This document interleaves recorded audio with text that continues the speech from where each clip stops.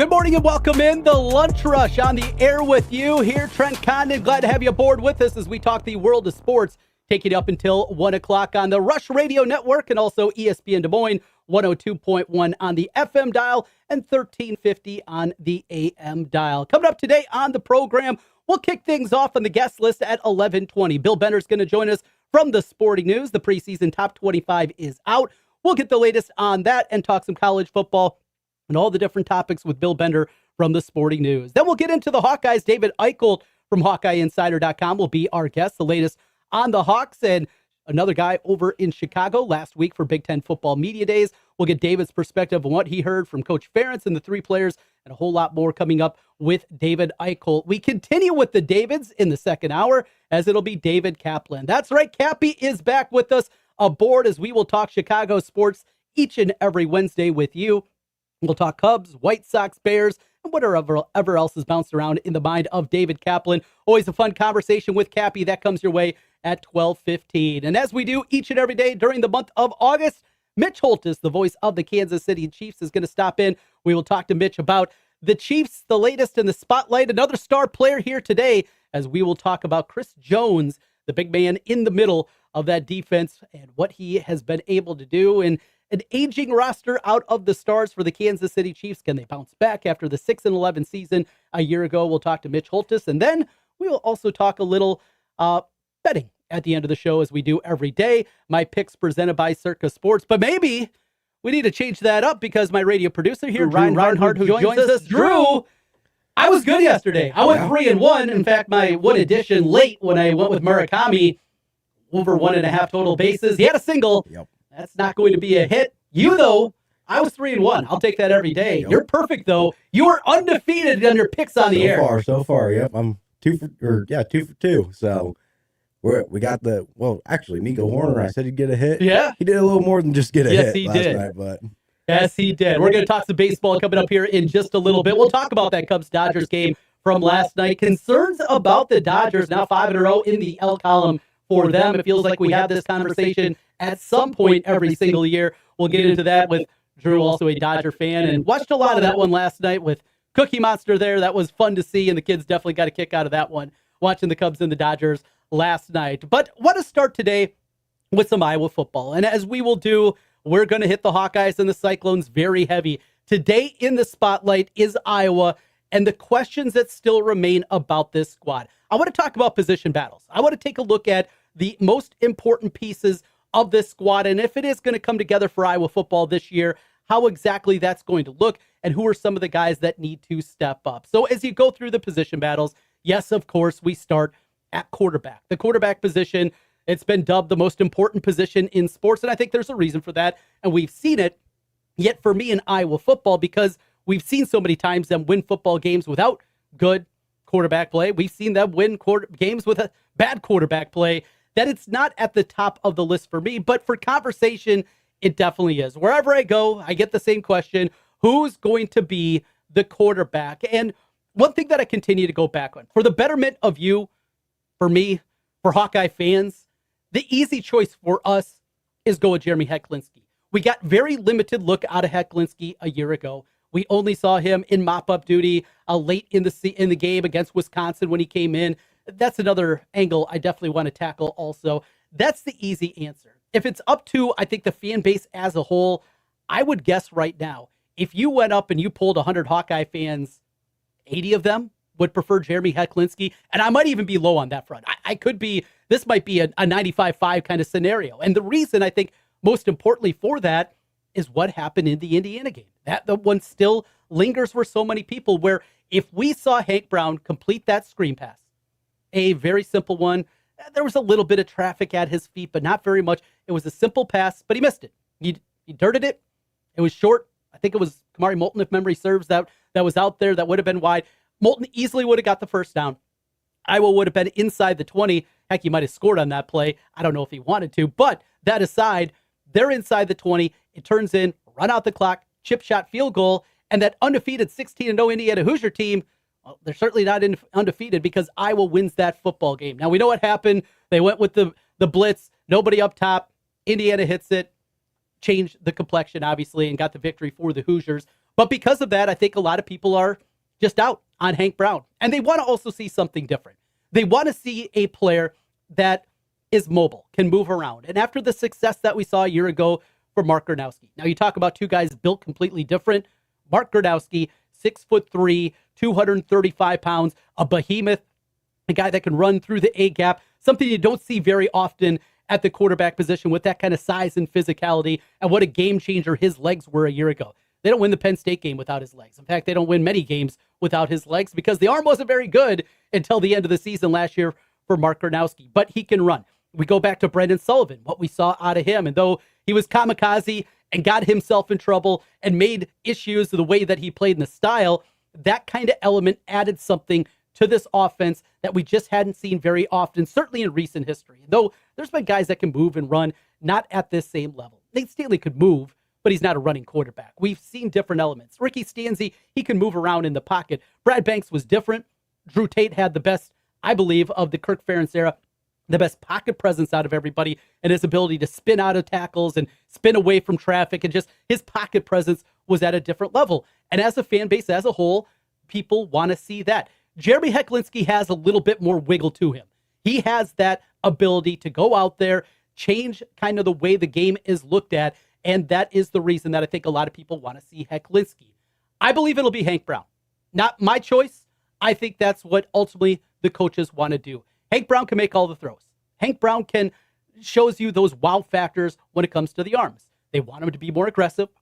They want him to push the ball down the field. That's what the coaching staff wants out of him because they know he can make the plays and he can make all of the throws. Is he as shifty, though, as Jeremy Hecklinski? Probably not. Now, we've also heard his straight ahead speed is actually faster. And it leads to one of my favorite things from 25 years ago, going back to Brad Banks. And his backup in his Heisman runner-up season was Nate Chandler, who then became the starter in 2003. Now, you look at those two guys. You got Brad Banks, shifty, moves, looked incredibly quick, and ran for a lot of yards. And then Nathan Chandler, big, bulky, behemoth. When those guys ran the 40, Nate Chandler was actually faster. And I think when you're talking about strictly 40 time, you're probably looking at the same thing here with Jeremy Hecklinski and Hank Brown, where that straight ahead speed is very similar, but it's the wiggle. And that's the part of it that overall, I really think that is something that is absolutely huge on this element when you're looking at it and going through. So that's where we are at this point in time at the quarterback position. If it's me, I would choose Jeremy Hecklinski. It's not. I think it will be Hank Brown that gets the nod. Here's the reason that I'd also go with Hecklinski, just for the betterment of the fan base. Because of the issues of Hank Brown, what the fan base remembers from him, the crazy element also of Iowa making the decision during the bye week when it looked like Mark Gronowski was not going to be able to go against Wisconsin, coming off the bye, the loss to Indiana, where it looked like suddenly you have a backup in Hank Brown that just played, and Jeremy Hecklinski became the backup at that point. Something that I can't remember seeing a backup at the quarterback position changing in season outside of an injury for Iowa football, but that was the case last year. It's wild elements. Here's the thing. If Kirk Ferentz makes the decision, Tim Lester makes the decision, we're going to start Hank Brown. And whenever things go poorly, maybe it's early in the game against Iowa State. Heck, it could be earlier than that in game number 1 against Northern Illinois. Whenever that happens, I believe you are going to see a lot of frustrations. You're going to see a lot that is going to lead to issues that come up overall from the fan base. And you're going to hear the boo birds come out at Kinnick Stadium for the betterment of things overall. Jeremy Hecklinski gets the starting nod. This is what I would do. Hecklinski gets the start. And if we see he doesn't have it, both guys are going to play. I think both guys are going to play in the non-conference portion of the season. But if we see right away that it is going to be a problem, that we're going to see a concern overall, and the switch is a lot easier going from Jeremy Hecklinski to Hank Brown than vice versa because of the negativity, I think, that could be there for Hank Brown. But that's not all. It's not just the quarterback spot for the Hawkeyes. There are a lot of other position battles that are going to be incredibly important coming up this season. Number 2 on the list of the way things are going to look like overall is when you go through and you look at this squad and the offensive line. And this is something that popped up last week at Big Ten Football Media Days, and that was maybe it's Cale Winter at the center position, and Cade Pieper stays at right guard. During the spring, talked about this a bunch, where you go back to the springtime, Pieper, all right, he's the heir apparent. They're going to shift him over there. It's not an easy position to learn. And as we learned a couple of years ago with Logan Jones, when he made the move over from D tackle and taking over for Tyler Linderbaum, this guy just won the Remington Award last season to Logan Jones. That's how good this guy was. However, remember early in his career, there were struggles. And it wasn't just snapping the football, making the line calls, getting everybody set up. There was a lot that went into it also. So I think overall, that is something that definitely is something to look at, what happens at the center position and what the trickle-down effect then looks like. And if it's not Cale Winter at the center position, can Michael Myslinski, who began his career at the center position, has gone through so many injuries throughout the course of his career. Is that another component that you look at and say, yes, this is going to be an issue. This is going to be a factor that we need to get figured out. So those are a couple of the elements that are there overall. Some of the things that you definitely get a look at the offensive line position. Other position battles that are going to be important. Who is the second defensive tackle? We know the starter is going to be on one side. Definitely Bryce Hawthorne is going to be that guy. Hawthorne is going to be the opportunity that he is going to go out there. He's going to make a shift. He's going to make the change and I think elevate his game to a guy that hopefully can compete at like a third team all Big Ten level. If he can do that, I think Iowa's going to be at least okay. But you need more than one defensive tackle. And Kirk Ferentz mentioned last week, they're going to play a bunch of those guys at that position. And because of that, I think it's incredibly important for them to figure out what the rotation looks like, how many different guys are going to be in there, and who steps up, and who can you be comfortable with. It's one thing when you're rotating players, and we see some of the guys that have been there, the veterans that have been there, a guy like Hubert, players like that. But how about the next step? Those next tier guys, and we're waiting for, from Alabaju, who comes in from North Dakota, behemoth, 6'3", 318 pounds, just an absolute monster. Not a whole lot of production, though, at North Dakota. Has he been able to take a step forward? Is there somebody out of the young group that can go up there? A guy like Devin Kennedy. His dad, Jimmy Kennedy, an absolute stud at Penn State, longtime NFL player. Can he take the leap this year and help out? When you're talking about position battles, that's one I'm keeping a close eye on. I said it before. I'll say it again. Defensive tackle is my most concerning position overall with this group, and a big one. Back to the offense, and one other, and that is, how does this running back rotation look like? What do we see at the running back spot where you feel very confident about four guys? I see Kamari Moulton a year ago and wonder, is there another gear to him? So many times a year ago, we saw that game, there's a hole, he's got 7, and he gets tripped up.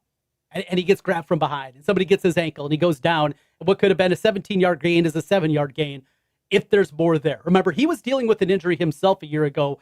There were a lot of people that didn't think he was going to be able to go in that road tilt out at Rutgers a year ago. He did, gutted it out.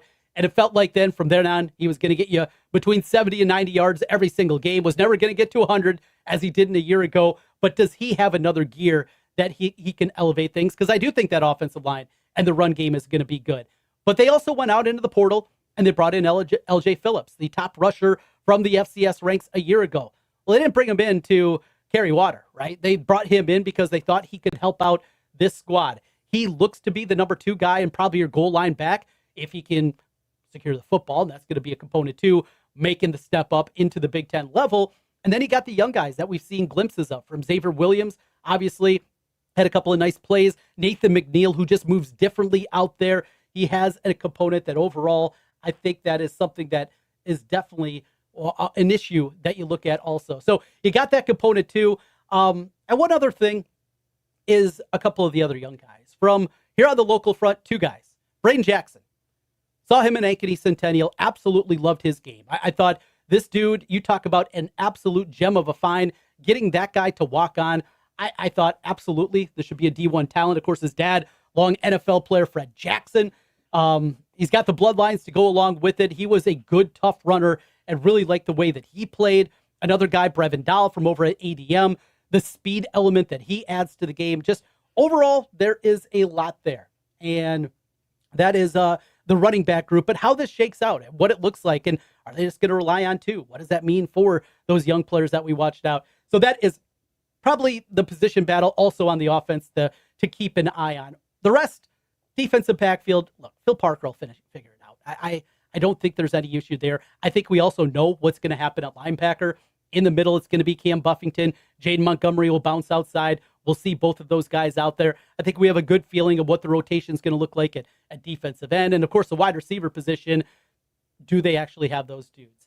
Is it going to be Tony Diaz right away? Can Evan James help out coming in from Furman, the returners from Dayton Howard, and what glimpses we've seen out of him at this point? And also, one other factor, and that is the factor as it pertains to Reese Vanderzee.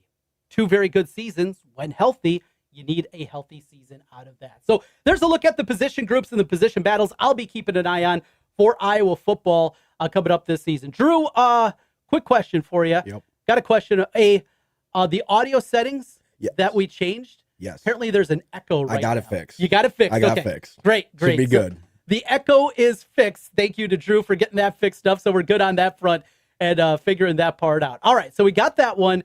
Anything else Iowa football-wise? You're a Hawkeye fan also, like I am. So anything that I missed, anything that you look at when you're looking at the position groups that, you know what, this could be an issue. I want to see what happens here. Yeah, I mean, special teams. Oh, yeah. I had that on the list and didn't get to it. You're absolutely right. Yeah, a little worried about that, but I'm still pretty confident in it. I mean, we've had the Jet Award winner for, the last 2 years? Yeah. So I think we'll figure it out pretty easily. I think Weegen's going to be, Weegen departs, and now you're going to probably have Zach Lutmer back there in punt returns. What does kick return look like? Yep. Nathan McNeil was back there at times a year ago. Yep. I mentioned Brevin Dahl. Would love to see his speed get an opportunity. Brevin's just got to stay healthy. Now, when I bring up Brevin, I do have to throw the caveat. His mom and dad are 2 of my best friends. Grew up with them.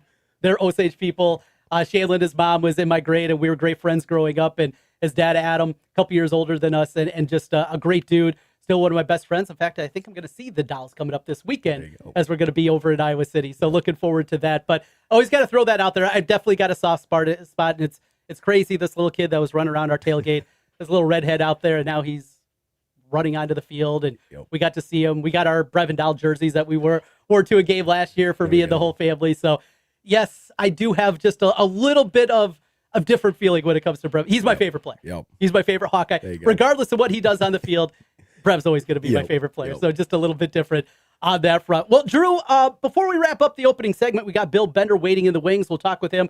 College football coming up. Last night, it was another Cubs victory. Your Dodgers fall again, and the L's keep stacking up for the Dodgers. Concerned? A little, but honestly, not really. Okay. If you look back at last season, I think it was the start of September. It was like the 2nd, 3rd, 4th, 5th. We went on a 5-game losing streak to the Pirates and then the Orioles, which, if you remember, both teams were not very good last year. I mean, Orioles are still not at the top of their game, and Pirates have gotten better this year, but I think I think it happens. I think we kind of ease off the gas a little. We're like, okay, we're at the top. We're 2nd right now in the MLB. It's not dire to be winning right now. We're saving our energy just for the playoffs. I believe. Absolutely. And that's what I kind of come back to really for the last 7, 8, 9 years with the Dodgers is they have these lulls. Almost every team has a lull throughout the course of the season where they're just, even if they're winning a couple of games, they're just not playing great baseball. The Dodgers, it's all about October, and that's the way they're built for. So I never hit the panic button for them. Ken, my former partner, he always would at some point in the summer. That's not happening this year. It's going to happen for the Dodgers every single year. So scuba last night, but got a highlight from last night on the Cubs radio network as Nico Horner goes deep. Deep drive to left. Back toward the wall. Gone. Nico Horner. His 7th of the year. His 2nd hit. His 2nd RBI of the game. He's got 53 runs batted in. And the Cubs now with their biggest lead, 5-1. 5-1 is the final in that one. But the biggest story for me, at least inside the Condon house, was not Nico going deep, was not PCA coming up with a big RBI to stretch that lead from 2-1 to 3-1. No, it was Cookie Monster. My kids were getting a huge kick out of that one last night. Cookie Monster, first up in the booth with Boog. And he kind of sounds like Boog, which was kind of funny, and we were giggling about that. But the second part, then the 7th inning stretch, that was absolutely incredible. The 7th inning stretch, it is so incredible. And what, still in baseball, 100 years plus later, and how cool that is and what a moment it is. I absolutely love it. And to see that and to see the joy that came out of my kids' faces, and whenever we go to a ball game or go to an iCubs game and see that and sing it along with it, it's an easy song to remember. The kids could get it right away. Just those fun moments that you need over the course of 162. Great to see Cookie Monster last night. Yeah, of course. Can't go wrong with any Sesame Street characters, but I didn't get to actually watch the game. It's blacked out. I pay for MLB TV to watch the Dodgers. Yeah. When they come over to the central area, don't get to watch them, but I did listen to them on ESPN Radio. There you go. Had it right here on ESPN KRNT, Des Moines 102.1 FM and 1350 AM. We're coming back on the other side. We're going to talk some college football. The preseason top 25 is out in college football from the Coaches Poll. That was released yesterday. We touched on it yesterday. We're going to dive a little bit deeper. Plus, what is happening with this Protect College Sports Act? We broke that down yesterday. We'll get the latest from Bill Bender from the Sporting News. He joins us next. This is The Lunch Rush with Trent Condon, presented by Circa Sports. Stay right there. We're back with more in a moment. The world's largest sports book in Las Vegas is available right at your fingertips in Iowa. Trent Condon here for Circa Sports. The Circa Sports Iowa app is sports betting the way it should be. Bet anywhere in Iowa and experience high betting limits, tight money line splits, and exceptional customer service. Download your new bookie today. Visit circasports.com and start betting like a pro from anywhere in Iowa. If you or someone you know may have a problem with gambling, call 1-800-BETS-OFF. We are ready. We've waited for this one for a long time. The anticipation, the excitement, the intensity. The teams are on the field looking to build on last week's success. Construction doesn't need a play-by-play call, but it does need a team. Like the team at Graphite Construction Group. From concept to planning to building completion, our team is with you every step of the way. And the beam is up. Mitch, this isn't a field goal. You mean like it's a touchdown? Graphite Construction Group. Graphite Construction Group. We build it better. So, Russ, what do you do in the off-season? Mitch, we don't have an off-season.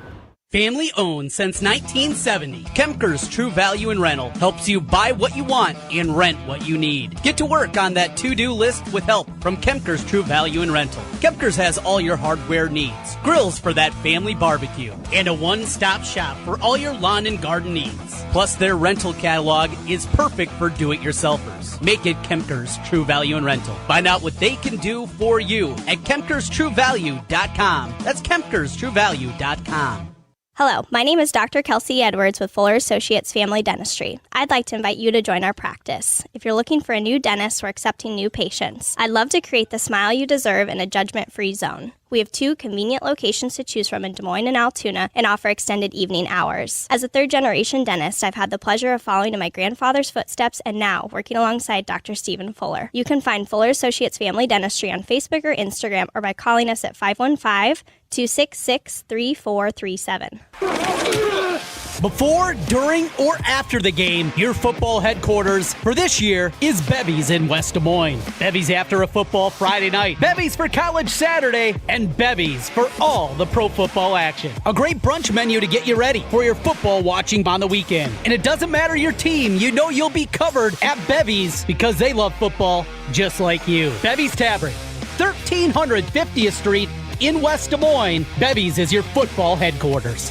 Joined by Dr. Heidi Bell with Elite Eye Care. It's football season. Concussions always a big topic. This year, 2 to 3 million sports-related concussions will occur, and about half of those go unreported. 2 out of every 10 high school students will suffer a concussion. The most important part is following through with your doctor, but the recommendations are different than they used to be. At Elite Eye Care, we can diagnose and treat the post-concussion visual symptoms that typically exist. That's Dr. Heidi Bell with Elite Eye Care, with locations in Waukee, 2 in Ankeny, and the newest location in Norwalk for Elite Eye Care.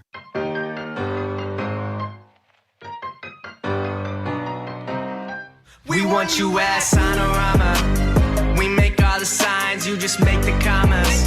Stress-free life out in the Bahamas. If you need a life without any drama, it's just Sonorama. Over 700 locations. We got owners spanning all across the nations. Imagine what we do with the next generation. Everything here, just a big celebration. 1986 when we started it all. Looking at us now, I wouldn't change it at all.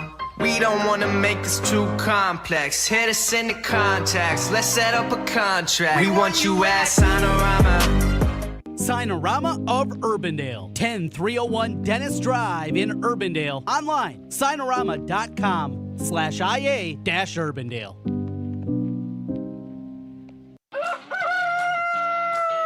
I think you all know by now that the Chicken Coop is one of my favorite places to go for a cold one and great food. And their new made-from-scratch menu has me going back even more. Their signature wings with 12 different sauces, the Nashville hot chicken sandwich, and you gotta try the new Big B chopped cheese. And the Chicken Coop has 3 locations: Urbandale, West Des Moines, and Ankeny. Wherever you are in the metro, the Chicken Coop has you covered. Commercial break's over. Back to Trent Condon and the Lunch Rush on 102.1 FM and 1350 ESPN Des Moines. Glad to have you aboard with us as we continue with the Lunch Rush with Trent Condon, presented by Circa Sports. Let's get right into it. Bill Bender got a tight window today. Want to talk some college football with Bill. You can find him at the Sporting News with the latest in college football. Bill, good to talk with you once again here on my new home, ESPN Radio Des Moines, 102.1, and streaming everywhere on the Rush Radio Network. How you doing? Hey, Trent, it wouldn't be college football if I didn't get to talk to you all season. I'm happy for you. I'm glad to be on your show. And, yeah, sorry it's a little tighter today, but let's get right into it. Let's do it right away. The preseason top 25 from the coaches poll come out.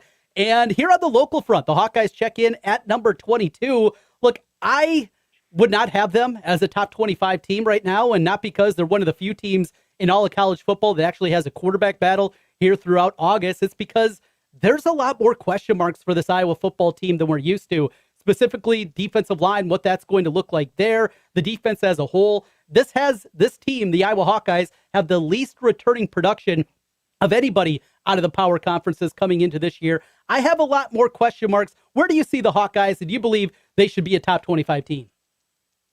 I mean, you can trust the defense, though. You trust leaders like Lutmer and others on the defense that are, I guess I'm spoiling that. He will probably be on our preseason All-American team at some point tomorrow.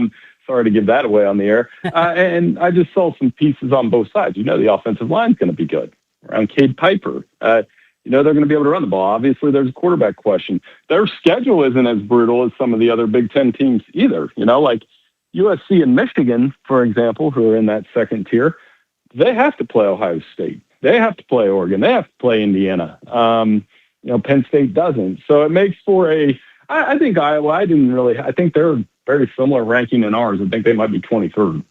Iowa gets the number 1 preseason team from the coaches poll. The Buckeyes coming to town in game number 2 of the Big Ten slate after a road trip to Michigan. They're back home. The Hawkeyes are for the Buckeyes. Number 1 team in the country. You're an Ohio native, Bill, and I know you got a little bit of that scarlet and gold running through your veins, even though you're Ohio Bobcat. I know that Buckeye runs deep through most everybody out there. Your thoughts on this Ohio State team overall and national champion 2 years ago? Do you see it happening again this year?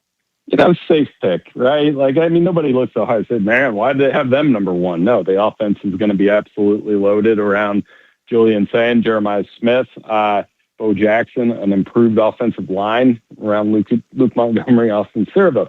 I'm looking to see which faces step up on that defense, whether it's Kenyatta Jackson or a guy like Jalen McClain. They've got more than enough talent to go do what they need to do. But one of 3 of those elite Big Ten teams, Indiana, Oregon also. I think it's wild that you're talking about 3 teams where I don't even blink, Trent, when you say any one of them could win a national championship. And I'm like, yeah, I can see it. Absolutely. Oregon, of course, in the mix, the number 2 team. I was a little bit surprised by that. And, of course, the defending champion, the Indiana Hoosiers. What about that middle tier? You look at, obviously, Michigan, who Iowa will see in the first Big Ten game of the year coming up. They check in at number 16. You got Washington at number 19. There's the Hawkeyes at 22. USC up at number 14. When you look at that next tier in the Big Ten and the middle-ish tier, if you will, is there a team that you have circles? Is there a team that you like more than the rest out of that second tier? I like USC, but they're going to have to beat at least one of Indiana, Ohio State, or Oregon. They're going to have to take advantage of a year where they're not playing Notre Dame. Well, I think Notre Dame is a very valid national championship contender. So I think they're the most interesting team because Lincoln Riley was very confident at Big Ten Media Days in what he believes that they have, and they should be. They've got a loaded offense, but the question, as always, Trent, as you know, and I feel it's every year I've talked to you, What about defense? Is Gary Patterson going to be the difference maker? He called Gary Patterson the most unique and challenging, defensive play caller he's ever been around, dating back to his days at Oklahoma. We'll see if it lives up to that. Number 12, Texas Tech. That is the top Big 12 team in the rankings. BYU comes in at number 15. It has been a wild offseason, obviously, for Texas Tech, and what we've talked about so much during that point. Now that we know the dust has settled, this is a team that spent once again in the portal. As long as they get health at the quarterback position, I think at minimum they're going to be okay, and still maybe even an upgrade after what they got a season ago with Will Hammond coming off that injury. Your thoughts overall on Texas Tech and a prohibitive betting favorite in the Big 12? Yeah, we'll see.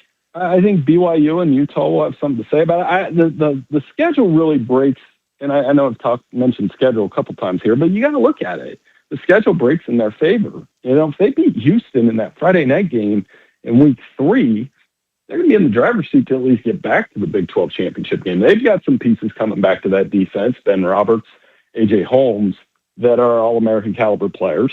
And I think the talent is there. Obviously, the investment is there from one of the mega boosters in the sport. So, through all the drama that happened with Texas Tech there in June, Brendan Sorsby, I spent a lot of time in June writing about Brendan Sorsby.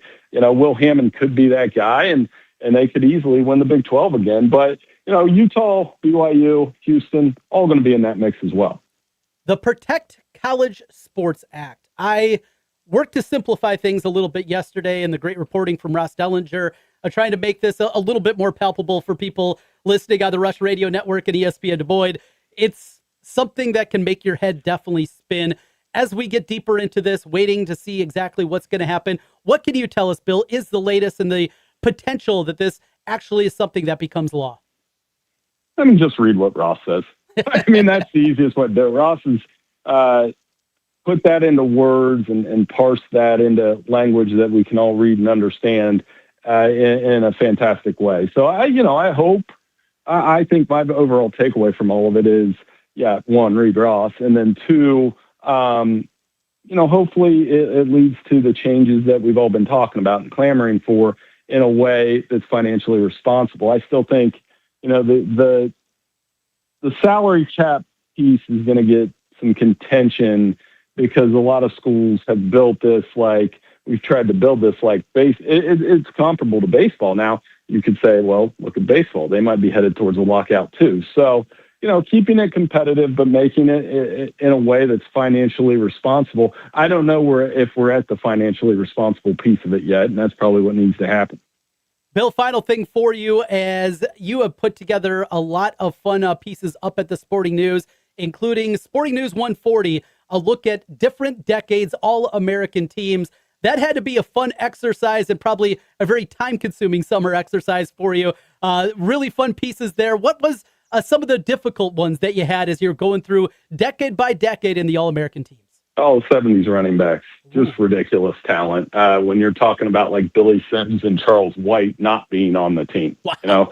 Billy Sims almost won the Heisman twice. And, some of the 80s linebackers, when you're leaving Lawrence Taylor off or Chris Spielman off, that was really tough. But it led to some really engaging, fun conversations with our office with, there was an SEC guy and a guy from Texas and me, and just going at it and a lot of fun. I love the reception. I think it's always cool. The best comment I think we got, Trent, was that somebody said, hey, this reminds me of picking up the old Sporting News magazine and seeing content like this. And if we're able to pull that off, we got a couple really cool ones I know you and I can maybe talk about next week that are coming as we get one step closer to college football. Bill Bender from the Sporting News. Bill, as always, great conversation. We'll talk to you again soon. Hey, anytime, Trent. And congrats again, man. Love hearing you as always. Appreciate it. Thank you so much. Bill Bender from the Sporting News. Find him on Twitter at BillBender92 is where you can find him there as we break down a little bit of everything with Bill Bender in college football. And we'll do that pretty much weekly throughout the course of college football season. Back on the other side, we continue the college football conversation. Back on the local front, we'll talk with David Eickholt from 24/7 Sports, HawkeyeInsider.com. The latest on the Hawkeyes with Eickholt when we come back. Stay right there. This is The Lunch Rush with Trent Condon, presented by Circa Sports. Get in on the action with the world's largest sports book. right at your fingertips. Circa Sports Iowa is where the pros play. Enjoy the highest limits, lowest takeouts, and competitive betting menus. Download, fund, and bet from anywhere in Iowa. Circa Sports Iowa. Sports betting the way it should be. Download your new bookie today. Visit circasports.com. Must be over 21 and present in Iowa to bet. Have a gambling problem? Call 1-800-BETS-OFF. If recent hail may have impacted your home, contact Wolf Roofing. Our Hague-certified inspectors provide free, honest assessments the Wolf way. And Wolf Roofing has been serving Central Iowa and the state of Iowa since 1993. If you're concerned about hail damage, reach out to Wolf Roofing. Free Hague-certified inspectors deliver accurate, insurance-trusted roof assessments you can rely on. Thorough, honest, the Wolf way. Check out Wolf Roofing online, wolfroofing.net. Trent Condon here, joined by Dr. Ethan Heisman from Elite Eye Care. Tell us a little bit about those back-to-school exams. Back-to-school eye exams should always be part of the back-to-school process for the kids. 80% of what our kids learn is through vision. So it's very important that the kids, even if you feel like they see okay, get in for an eye exam, make sure that everything's good so we don't have any vision problems that are interfering with their learning. And not just for the youngsters, everybody needs to take care of their eyes. Absolutely. Health problems, not just eye health problems that can be detected through your annual eye exam. That's Dr. Ethan Heisman, Elite Eye Care. We don't want to make this too complex. Hit us in the contacts. Let's set up a contract. We want you at Sonorama. We make all the signs. You just make the commas. Stress-free life out in the Bahamas. If you need a life without any drama, it's just Sonorama. 30 years experience and we ain't gonna drift back. Building up a brand and we always keep it intact. Sightorama of Urbandale. 10301 Dennis Drive in Urbandale. If you're thinking of incorporating or setting up an Iowa LLC, zoom right past LegalZoom and work with Rush Niggett, a Brick Gentry PC. He's set up an affordable online small business package that helps you decide whether to form a limited liability company LLC or a corporation. With Rush Niggett's help, it's easy to form your new small business. Rush Niggett, a business lawyer with Brick Gentry Law PC. Go to rushonbusiness.com. It's good to have Rush on your side. Before, during, or after the game, your football headquarters for this year is Bevy's in West Des Moines. Bevy's after a football Friday night, Bevy's for college Saturday, and Bevy's for all the pro football action. A great brunch menu to get you ready for your football watching on the weekend. And it doesn't matter your team, you know you'll be covered at Bevy's because they love football just like you. Bevy's Tavern, 1350th Street in West Des Moines. Bevy's is your football headquarters. Hello, my name is Dr. Kelsey Edwards with Fuller Associates Family Dentistry. I'd like to invite you to join our practice. If you're looking for a new dentist, we're accepting new patients. I'd love to create the smile you deserve in a judgment-free zone. We have 2 convenient locations to choose from in Des Moines and Altoona and offer extended evening hours. As a third-generation dentist, I've had the pleasure of following in my grandfather's footsteps and now working alongside Dr. Stephen Fuller. You can find Fuller Associates Family Dentistry on Facebook or Instagram or by calling us at 515-266-3437. At the Chicken Coop, we're starting from scratch. That's right. We're dropping some new recipes along with your favorites, and they're all made from scratch. Boneless wings and chicken tenders made from scratch when you order. Get your spice on with our new Nashville hot chicken sandwich. Or our new buffalo chicken sandwich. Both made from scratch. Don't forget our wings, made with 12 different sauces that are, you guessed it, made from scratch. The Chicken Coop has the best chicken and is made from scratch in our kitchen. Stop in or order online today. The headlines keep coming and the conversation keeps rolling. Back to the Lunch Rush with Trent Condon. Welcome back once again here on ESPN Des Moines, 102.1 on the FM dial, 1350 AM, along streaming everywhere on the Rush Radio Network. You can find us on therushladio.com. You can also find Travis Justice and Ross Peterson there each and every morning from 6 until 8 o'clock. You can also find in the afternoons Sean Roberts along with Lucas Streen Beyond the Bench. Just go over to YouTube, another way that you can go along with therushladio.com. YouTube, search The Rush. It'll pop up there. Make sure you hit subscribe and get us going on the YouTube as you can watch us each and every day. Joining us now, he is David Eickholt from Hawkeye Insider 24/7 Sports. Mr. Eickholt, we talked a little bit over the last month as you joined me a couple of times on my podcast, Locked On Hawkeyes, but good to have you back here on the radio airways once again. How has your last month plus been?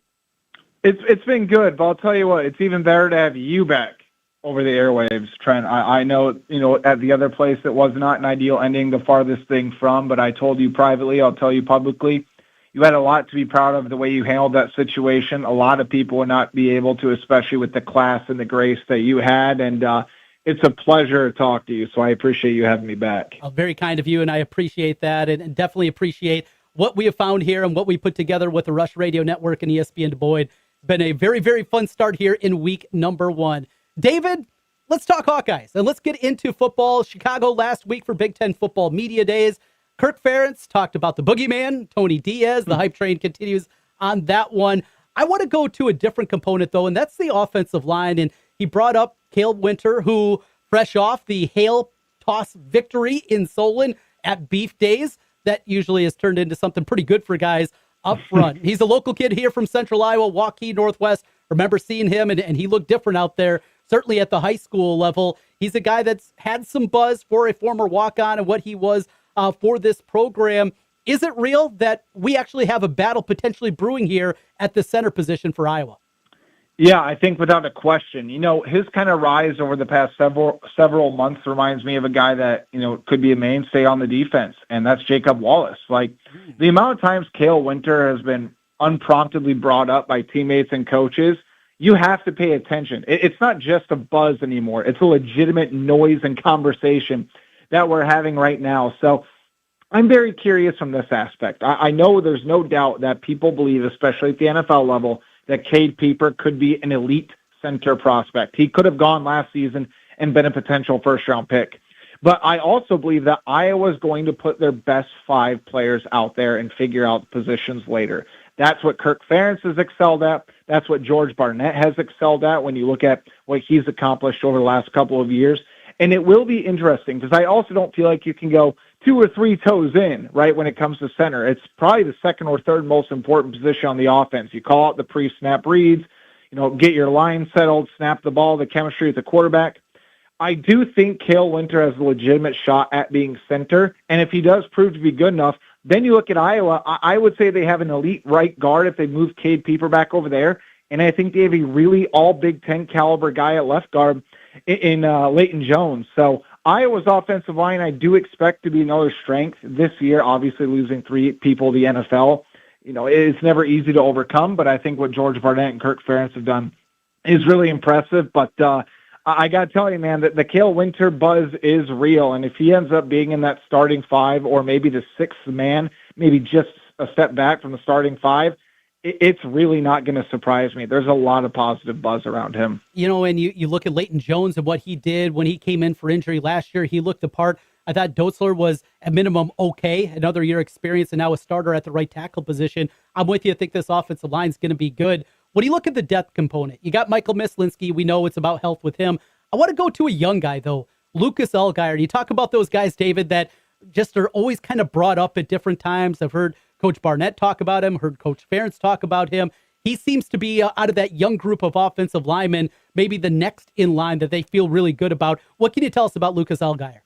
Yeah, I mean, you just know there's certain players that come through the program and they're going to be a dude. Mm-hmm. I think Lucas Allgaier fits that bill. But the question is he going to be a dude this year or with one more year of development? Whenever he sees the field, I expect him to be a really, really good player. I think he's a future Sunday player. I do think he's in contention for that right guard spot. So we mentioned Cale Winter, obviously Cade Pieper there, Michael Mislinski coming back for one more year. But Allgaier, I would say, is right in that mix. There's a reason why Kirk said they are open to playing 8, maybe even 9 offensive linemen. There's really good competition there. I mean, Allgaier is the guy that I think George Barnett loves. We talked a little bit when I talked to him about a month ago on my podcast. He really opened up about him and the athletic traits that he has. And he just understands what it takes to be a college football player. Like, there's some guys, they might have the ability, but they don't understand everything it takes from a day-to-day life perspective to really piece everything together to be great on the field. Allgaier just seems like he picked up on that immediately. I think it's a huge fall camp for him to see if he will be a part of that main mix this season. But, it will be very interesting just in terms of, I think next year he'll start regardless. But will he be a part of the starting 5 this year? I'm going to say it's a little bit too early. But if he goes in there and maybe has like a Leighton Jones type role and impact, it won't surprise me. Remember, Tim Lester and Kirk Ferentz have talked about how they didn't even know Leighton Jones got thrown in when Bo Stevens went out last year, and they couldn't tell the difference because of how efficient Leighton Jones was. So I could see probably a similar type of role with him. David, listening to your guys' videos and watching them over at Hawkeye Insider last week from Chicago, one thing jumped out, and that was when Kirk Ferentz was talking about special teams. And I just kind of chuckled to myself as I was watching as he was talking about, they feel really good about the Gunners. Well, how many times do we talk about the Gunners or the coverage unit and those kind of things? And outside of when Darrell Wilson and Lester Erb were running the special teams, and I talked about the coverage units a whole lot at that time because they stunk. But that aside, that's not what we talk about. We talk about the specialists. We talk about the return men and who it's going to be. Any insight into a leg up, both in the punting and the kicking competition, and then who you think those returners are going to be? Yeah, I think if you don't put Zach Lutmer as the starting punt returner, I think you're making a mistake, right? I mean, I just think he's a guy that's so dynamic with the ball in his hands. We saw what he's been able to do when he's intercepted passes. He's capable of a big return. I hate using this comparison because it's so easy, Trent, but it's a Cooper DeJean light. Like, they're very similar in run styles. I do think Cooper has a little bit of a leg up in terms of athleticism, but that's no shade against Lutmer. Lutmer's tremendous. And I feel bad for whoever has to be a kick returner because I don't think anybody's going to replace Caden Weechin. I would argue he's the best returner in Big Ten history, and there's a reason why he's a fourth-round pick, and it wasn't due to his receiving production during his time as a Hawkeye, right? So I would say when it comes to kick returner, I think they throw in a few different players, maybe a Jalen Watson. Another couple guys I've heard, I think Brevin Dahl, if he's healthy, I think he'll be able to get back there just with his straight line breakaway speed. And another name that people might not know but might ring a bell, what about Braden Jackson? He's another guy that might be just down in that running back rotation, but I've heard, he's got potential to really kind of break free if he gets out in the open field, and he's got good vision there. And then maybe throw in a guy like a Jalen Watson or maybe another skill position player. I think you leave Tony Diaz and Evan James and those guys out of that mix, but those would probably be some of the names right now. But I mean, at this point, Trent, when it comes to kick returning, I think they're going to try about 8 to 10 different guys back there and just see who can really, be more than just a flash in the pan. Going back to the spring, we got to see the guys kick a little bit. Eli Ozick coming in from North Dakota State. And then, of course, Caden Burr, who returned after a redshirt season that we don't need redshirt seasons anymore. But when you look at those two guys in the competition, I mean, is it as simple as Ozick's the guy? And could we see a role for Burr? I remember hearing he does have a really strong leg. Yeah, I think that's kind of the big question for me right now. I mean, my thing is, I just don't think you bring in a guy like Ozick just because of how successful he was at North Dakota State. Like, if he's not the starting kicker, I'll be surprised. I think Ozick's going to be the guy that they expect to step up. He's kicked in some big games. He's had big moments, and he was consistent as almost can be. But in terms of the actual kickoff unit, it wouldn't be surprised me if Caden Burr was part of that mix if they want to use two kickers.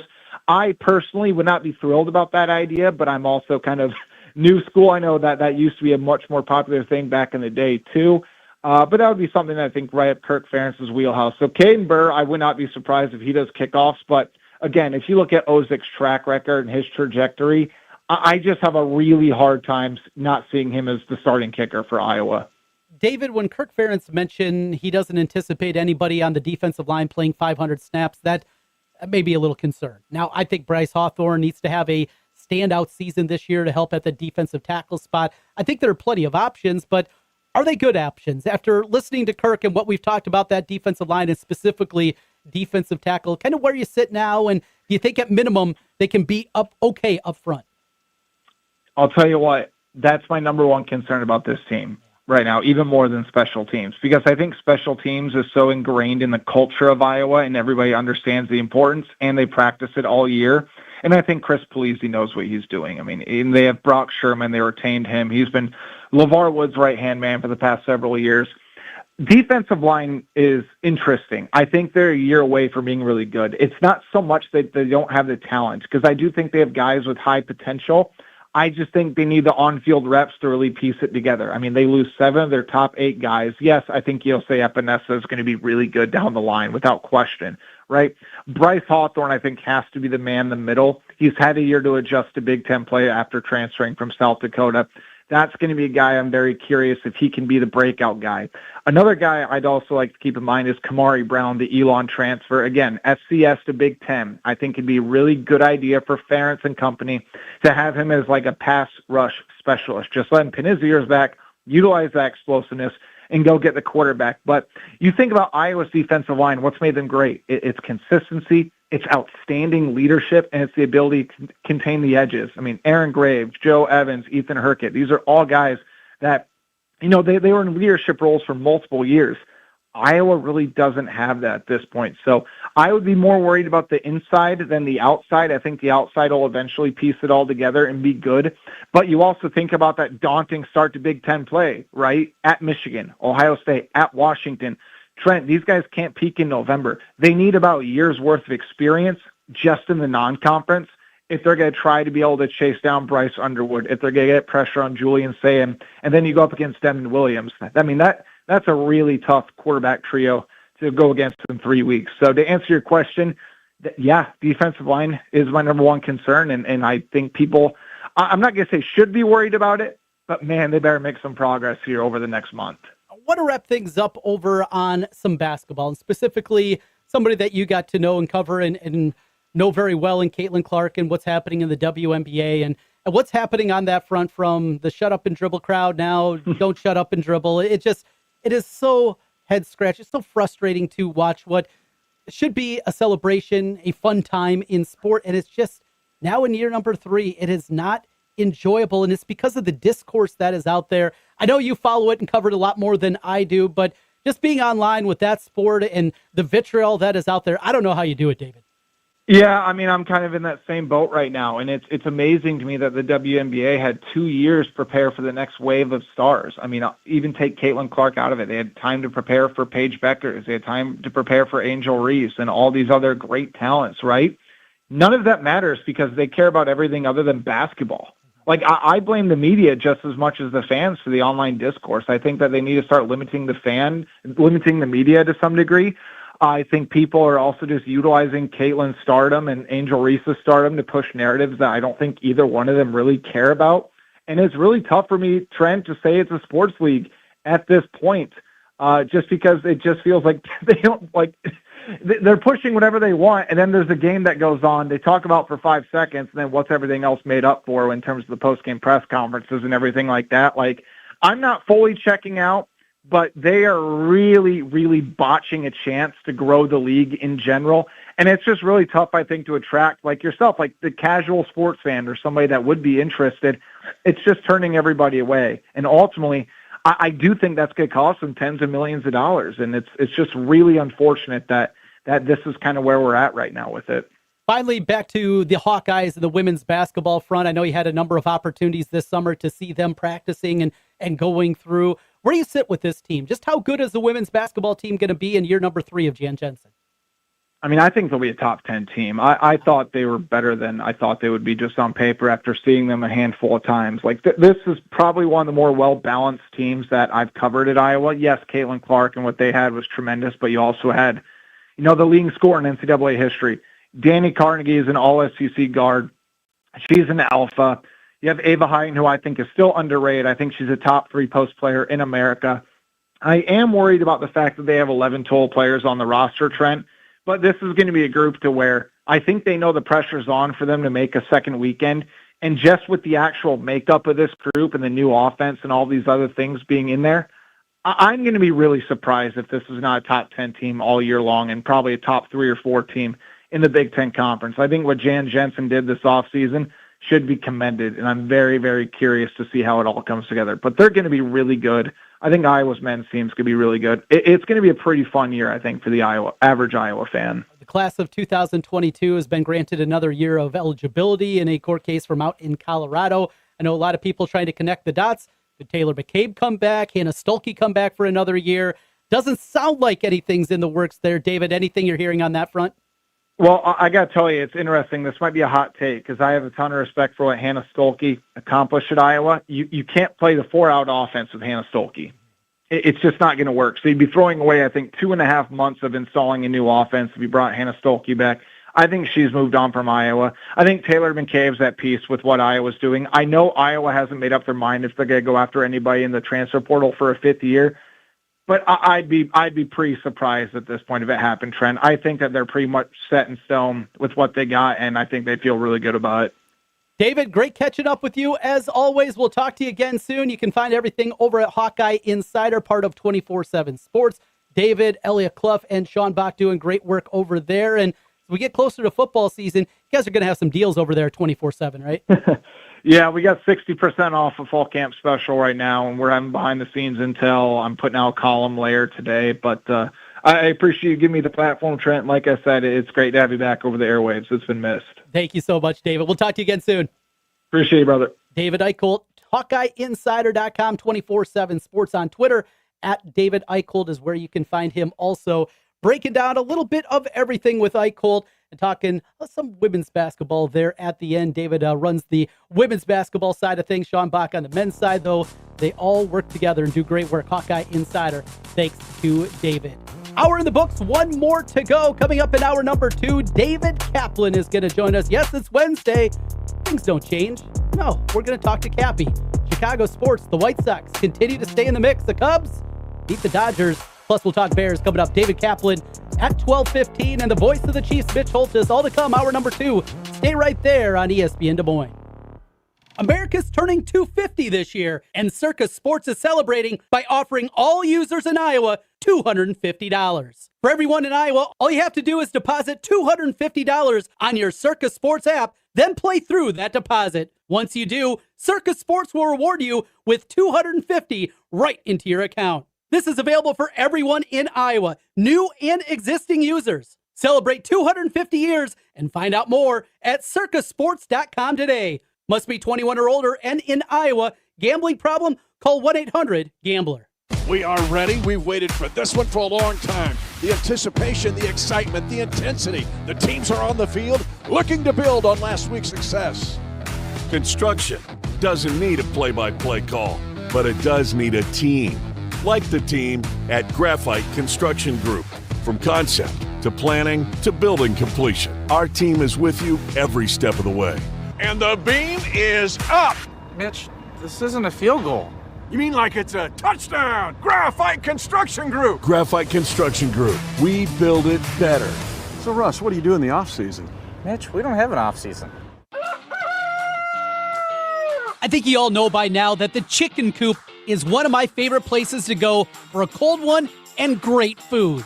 And their new made-from-scratch menu has me going back even more. Their signature wings with 12 different sauces, the Nashville Hot Chicken Sandwich, and you gotta try the new Big B chopped cheese. And the Chicken Coop has 3 locations: Urbandale, West Des Moines, and Ankeny. Wherever you are in the metro, the Chicken Coop has you covered.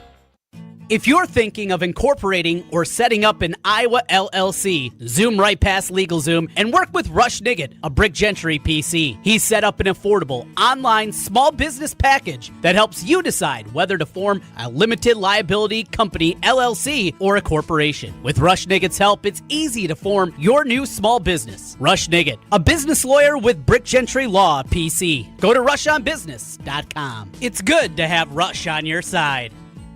Do you remember the last walk-off homer to win the World Series? It's been a while, but the answer is 1993. Do you know when Wolf Roofing started roofing houses? That's right, 1993. Wolf Roofing has been around for a long time. For your next roofing project, put the experience of Wolf Roofing on your side. Find them on the web at wolfroofing.net or give them a call at 515-225-8866 or online wolfroofing.net.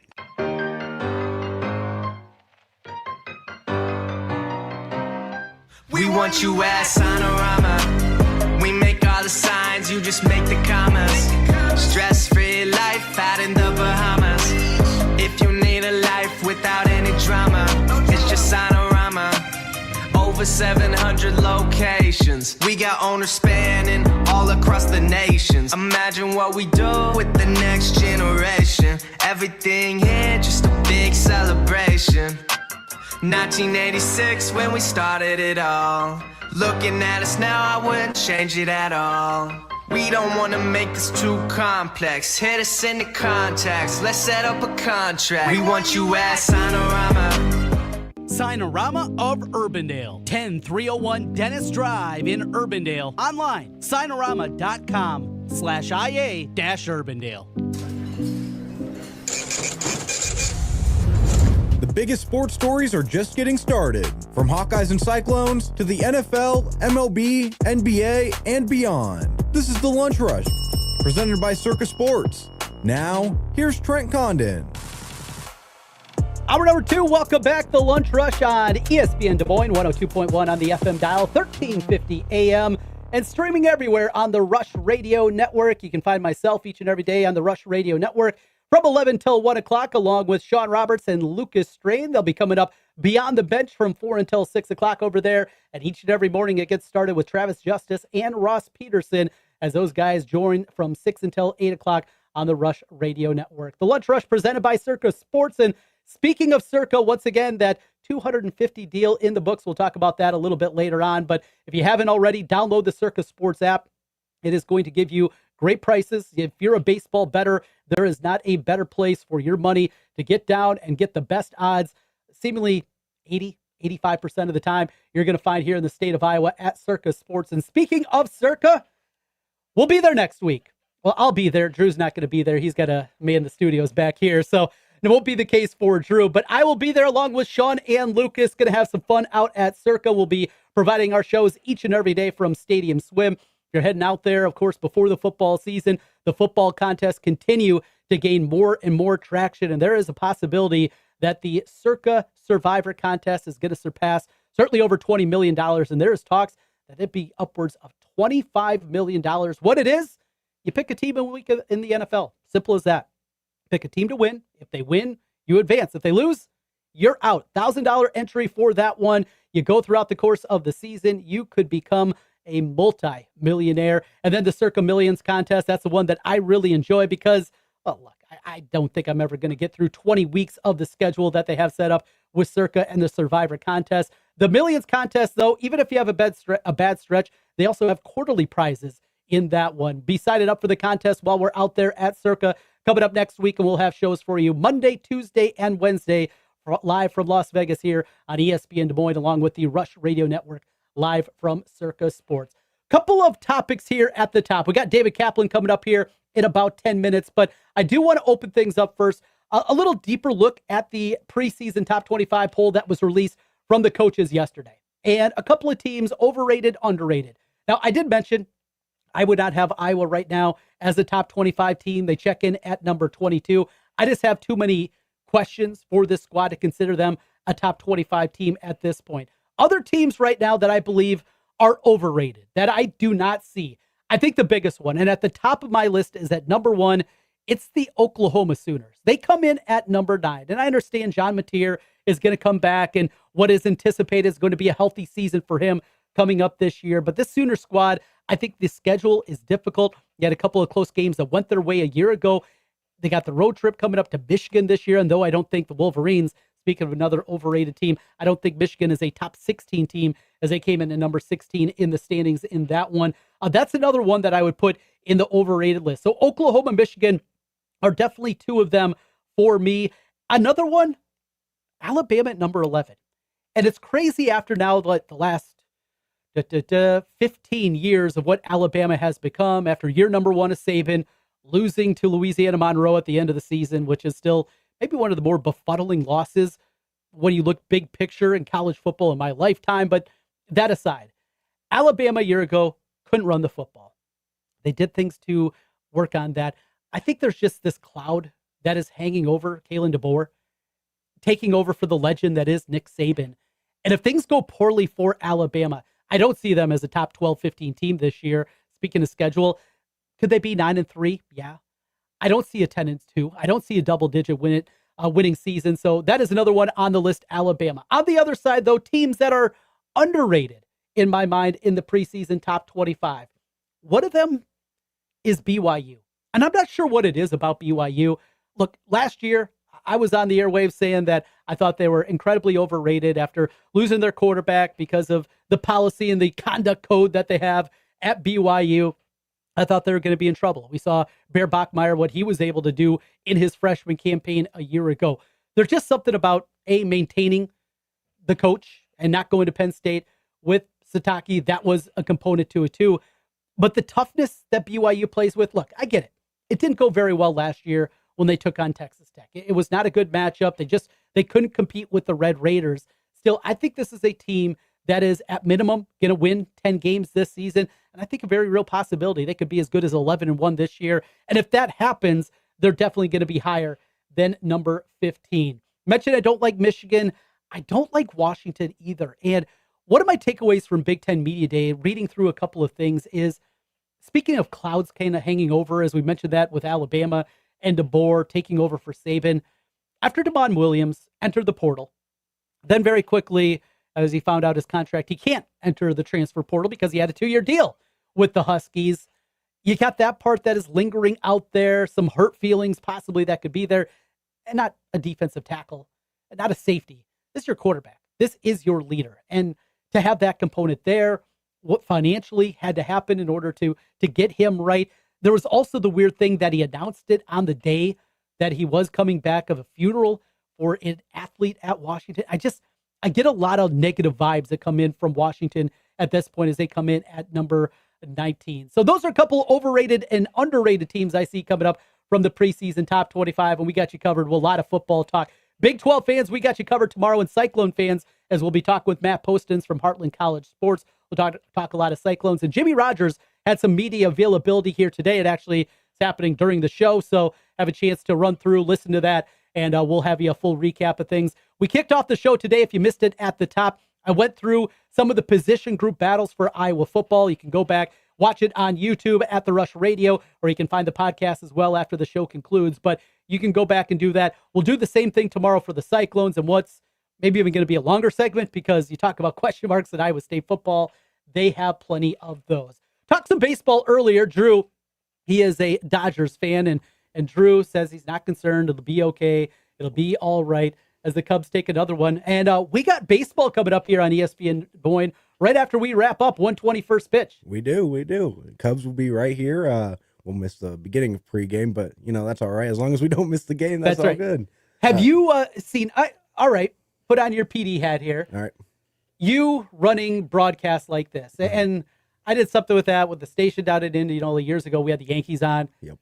It was a mess because when rain delays hit, you have to do it. So what is it? Now, things are much more better automated here than what I dealt with. And I didn't have to go to Indianola. I do it remotely, but another story for another day. Yeah. You, on the other hand, you're right here. So do you get is it an email? Is it a text? What happens when either a delay happens or is it you just got to keep an eye on it yourself? I got to keep an eye on it myself. I do not get any notification when we go to a rain delay. That's crazy. Sometimes they send the wrong tone and they'll send us to commercial break when it's not our turn to be on commercial break. And it throws off the whole programming. Sometimes we got kicked out of the game last year or last week. They kicked us out of the game just because they sent the end tone instead of sending it to commercials. So interesting. Yeah, gotta keep my eye on it. But for the most part, it runs pretty smooth. They're pretty easy to work with over there in Chicago. So when there is an issue that arises, I can always email my guy and be like, "Hey, what went wrong here?" And he's able to answer me, and we get figured out, and tends to work out for the best in the end. So all the games right here on ESPN Des Moines. You can catch all the Chicago games here, and also the Iowa Cub games down the hall over on 940. Yep, Hope 940, and then we also stream it to Outlaw 93.7. Okay, and so you can hear just a little more clear production. But yeah, they played last night. I believe they lost again. Cubs have been having a rough season, and especially after all these trades. It's gotten a little hard to listen to, but I'll always support the Cubs. I've been going to them since I was a kid, so I got love for the Cubs. But when it comes to Chicago, I don't care for them. Well, Drew, with that, you grew up here in Central Iowa, is that right? Yep, I'm from Bondurant. Bondurant, a Blue Jay. I am. A Blue Jay, all right. So you're a Bondurant guy, still living here in Central Iowa and doing things. The Cubs are great just to listen to. You played the call earlier from Pat Hughes. There is something about his voice. And I think back to now over a decade ago in the World Series and what that was. It was just a great moment. I can still hear that call. I've heard it so many times. I'm not a Cubs fan, but here the Cubs are a part of kind of our everyday life. And you definitely, the importance of that, all the Cubs fans in my life getting it done. My wife says she's a Cubs fan. She's not. She couldn't even name a player, I don't think, on the team right now. But she was in Chicago, actually, during that run. She had a work conference in Chicago, so she went down to the Wrigleyville area during one of the World Series games. I can't remember what it was, and just hung out and had a couple of drinks. So my wife is the whiskey drinker in our house. So she had a couple of Jack and Cokes, and she was good to go on that front down at Wrigleyville, and said it was an incredible environment. But Pat Hughes on the radio, boy, he is great. Yeah, love him. He's one of the guys I've always wanted to be a commentator for baseball, and he's one of the guys I've looked up to, as well as like Harry Carey, and then obviously Vince Scully's my guy. I go back and still listen to all his old broadcasts just to hear his voice still. He's great. His ability to mix and match and go through a bunch of different things, and his storytelling was just phenomenal. It's next level, and it's incredibly difficult to do, but he did a great job on that. Well, one other thing quickly I want to hit before we get to David Kaplan. Paul Skeens, have you seen his numbers recently? I've seen they aren't what they used to be last year. They've fallen off a little. Drew, we mentioned yesterday that I'm just waiting for Mizorowski for something to blow up. Yep. I'd be throwing 105 miles an hour. So Paul Skeens has seen a struggle. During the month of July, his ERA, 6.25. You throw in his last start in June, it goes up to 6.38. But the biggest thing is the velocity. And after throwing, get this, 1,552 pitches at 98 miles an hour or more during his first 2 seasons, he's thrown just 95. Wow. It is completely different. Yeah. And the velocity goes down. Now he thinks he should be able to pitch around it, but we see this happen often. Even a tick or two off that fastball, it is impactful, and it's showing up for Paul Skeens. And then you start wondering, is there a lingering issue, and are we waiting for another guy that's going to have to go under the knife? Yeah. And at the beginning of the season, he had, I think, the first game of the season, he had a rough outing. It was like a 62 ERA or something like that, just with all the errors that were going on out there. And I was telling all my buddies, I was like, he'll be okay. It's Paul Skeens, he'll figure it out. And come to find out, he's still struggling with it a little bit. That he is. Pirates trying to stay in contention to get one of the wild card berths. Well, if they were in the other league, they'd have a lot better chance of doing that in the American League as opposed to the National League. Cubs sit right now 5.5 games back of the Brewers. Pirates are way back, 14 back now for the Pirates. The Cubs sit in the top wild card position. Pirates still clinging to life, 3.5 back of the wild card mix. The Diamondbacks currently hold the final wild card in the National League. We'll talk some baseball and a whole lot more coming up next. We're going to be joined by David Kaplan, our weekly conversation with Cappy. It's presented by Centurion Stone of Iowa. We'll talk with David Kaplan about the Bears, a big injury to Kobe Bryant, what that means for them, what this preseason is going to look like with Caleb Williams and all the positivity. It's weird. We're talking positive things about the Chicago Cubs and the Chicago Bears and the Chicago White Sox. What a time to be alive. Talking Chicago sports next. David Kaplan joins us. Stay right there. It's the Lunch Rush with Trent Condon, presented by Circa Sports.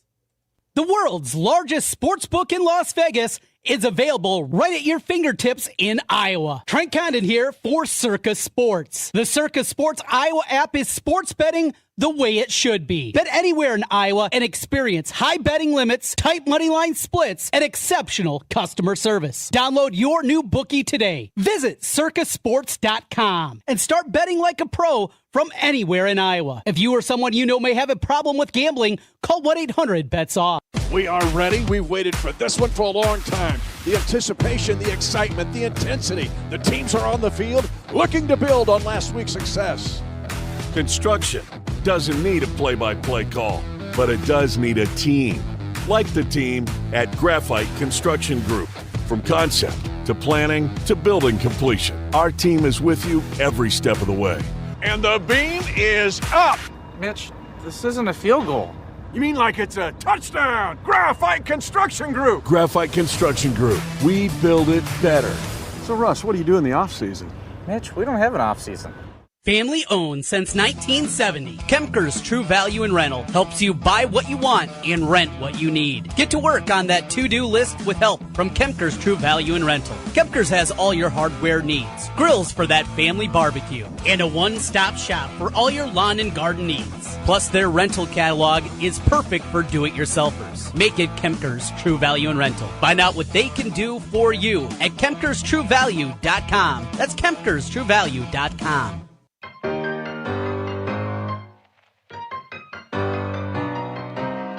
We want you at Sonorama. We make all the signs, you just make the commas. Stress-free life out in the Bahamas. If you need a life without any drama, it's just Sonorama. Over 700 locations. We got owners spanning all across the nations. Imagine what we do with the next generation. Everything here, just a big celebration. 1986 when we started it all. Looking at us now, I wouldn't change it at all. We don't want to make this too complex. Hit us in the contacts, let's set up a contract. We want you at Sonorama. Sinorama of Urbandale, 10301 Dennis Drive in Urbandale. Online, sinorama.com/IA-Urbandale. Joined by Dr. Heidi Bell with Elite Eye Care. It's football season. Concussions always a big topic. This year, 2 to 3 million sports-related concussions will occur, and about half of those go unreported. 2 out of every 10 high school students will suffer a concussion. The most important part is following through with your doctor, but the recommendations are different than they used to be. And at Elite Eye Care, we can diagnose and treat the post-concussion visual symptoms that typically exist. That's Dr. Heidi Bell with Elite Eye Care, with locations in Waukee, 2 in Ankeny, and the newest location in Norwalk for Elite Eye Care. Hello, my name is Dr. Kelsey Edwards with Fuller Associates Family Dentistry. I'd like to invite you to join our practice. If you're looking for a new dentist, we're accepting new patients. I'd love to create the smile you deserve in a judgment-free zone. We have 2 convenient locations to choose from in Des Moines and Altoona and offer extended evening hours. As a third-generation dentist, I've had the pleasure of following in my grandfather's footsteps and now working alongside Dr. Stephen Fuller. You can find Fuller Associates Family Dentistry on Facebook or Instagram or by calling us at 515-266-3437. Before, during, or after the game, your football headquarters for this year is Bevy's in West Des Moines. Bevy's after a football Friday night, Bevy's for college Saturday, and Bevy's for all the pro football action. A great brunch menu to get you ready for your football watching on the weekend. And it doesn't matter your team, you know you'll be covered at Bevy's because they love football just like you. Bevy's Tavern, 1350th Street in West Des Moines. Bevy's is your football headquarters. At the Chicken Coop, we're starting from scratch. That's right. We're dropping some new recipes along with your favorites, and they're all made from scratch. Boneless wings and chicken tenders made from scratch when you order. Get your spice on with our new Nashville hot chicken sandwich. Or our new buffalo chicken sandwich. Both made from scratch. Don't forget our wings, made with 12 different sauces that are, you guessed it, made from scratch.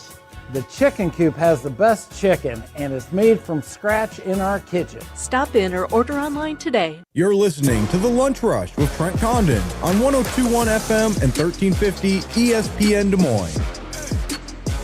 Glad to have you aboard with The Lunch Rush with Trent Condon, presented by Circa Sports. We'll take you up until 1 o'clock here today. Then the Chicago Cubs will take the airwaves as the Cubs get ready for game number 3 in their matchup against the Dodgers. Here to talk about Chicago sports, Cubs, White Sox, Bears, and anything else that comes up. He is David Kaplan joining us here. ESPN 1000 over in Chicago is where you can find Cappy, and after each and every game with the recap. Cappy, it has been too long, though. We've conversed a little bit off the air. Good to have you back here on the radio airwaves here in Central Iowa. How are things in Chi-Town? Everything is good, and it's great to be with you, Trent. You know, I'm a big fan, so excited we can talk Chicago sports. No doubt about it. Well, first things first, we've been getting drenched with rain. Cubs are coming up here in about an hour, first pitch in Chicago. Are you guys getting rained on, or are we actually going to get some day baseball today? Well, actually, I'm outside doing my walk. I try to do 3 or 4 of these a day. Got to get my 10,000 steps every day. So right now, no rain. It's overcast, muggy. I'm going to say it's 78, 80 degrees, humid, but right now, no rain. The First 2 games of the series have gone the Cubs' way. 10-5 victory, then pull away last night. Nico with a big blast. PCA coming up with, I thought, a big hit at the time to make it 3-1. Cookie Monster was there. That made my kids very happy as we're watching last night, Cappy. Just overall, this Cubs team and doing it against the Dodgers. And I know the Dodgers, they just got swept by the Red Sox. And maybe, I guess that could taint it if you want to take a negative view. But going toe-to-toe with the Dodgers here, a renewed sense of hope for the Cubs. Short playoff series, we know anything can happen. Yeah, there's a great vibe around this team. Jim DeShays used that word the other day, and I went, that's a perfect analogy or descriptor for the Chicago Cubs. They have brought in a bunch of gamers, dogs, I like to say, D-A-W-G, and they have got a team, best defensive team in baseball. That's 1. 2, they've got really good offensive players. 3, they've added a ton of high-level pitching. This Ryan Zephyr-Johns, who came in yesterday in the 8th inning, okay, he's legit, man. That guy is absolutely legit. There were a bunch of teams trying to get him, so the Cubs paid the price, brought him in. Then after the game, he said, it was meant to be. We were so excited when we got the call that we were being traded to the Cubs because he proposed to his fiance at Navy Pier in Chicago last summer during the season when they were here.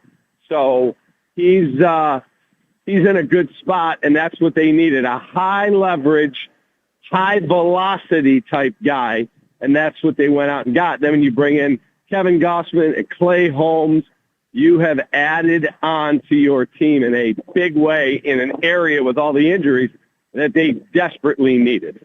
Out of those acquisitions, is there one that you like most, the one that you point to and say, yeah, that's going to be a difference maker, be it in a playoff series, getting to the end of the year? What's the one you like the most out of what the Cubs did?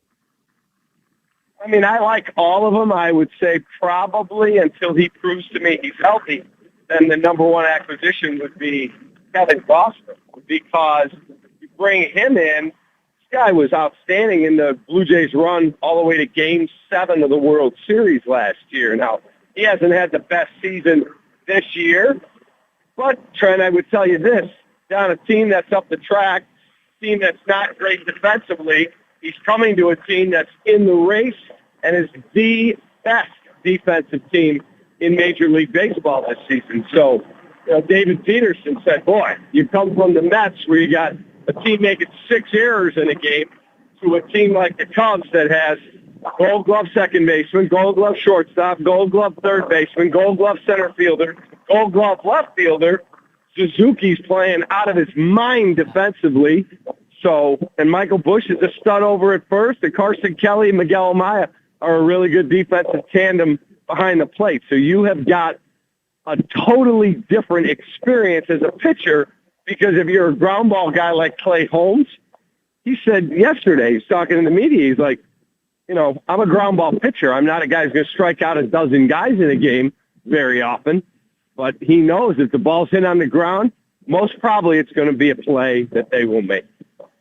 PCA came up with the big hit, mentioned that a little bit earlier, Cappy. Cubs up again, makes it 3-1, and felt like, though it wasn't over, it was just such a huge relief, get that insurance run, and they added a couple more after that. I think it was maybe Sunday, he had already doubled the amount of walks that he had all last season. He had 29 walks last year and 591 at-bats, which is just an unthinkable number, except it's today's environment of baseball that's not unthinkable anymore that happens. Well, he's got 60 walks now this season. We're seeing more patience, and the one concern I always had with PCA wasn't talent. You could definitely see the guy had talent falling out of his ass. That was not the issue with PCA. It felt like there was that swing and miss rate, a hole in the swing, those kind of things, that they were going to be the prolonged slumps that we're going to see out of him.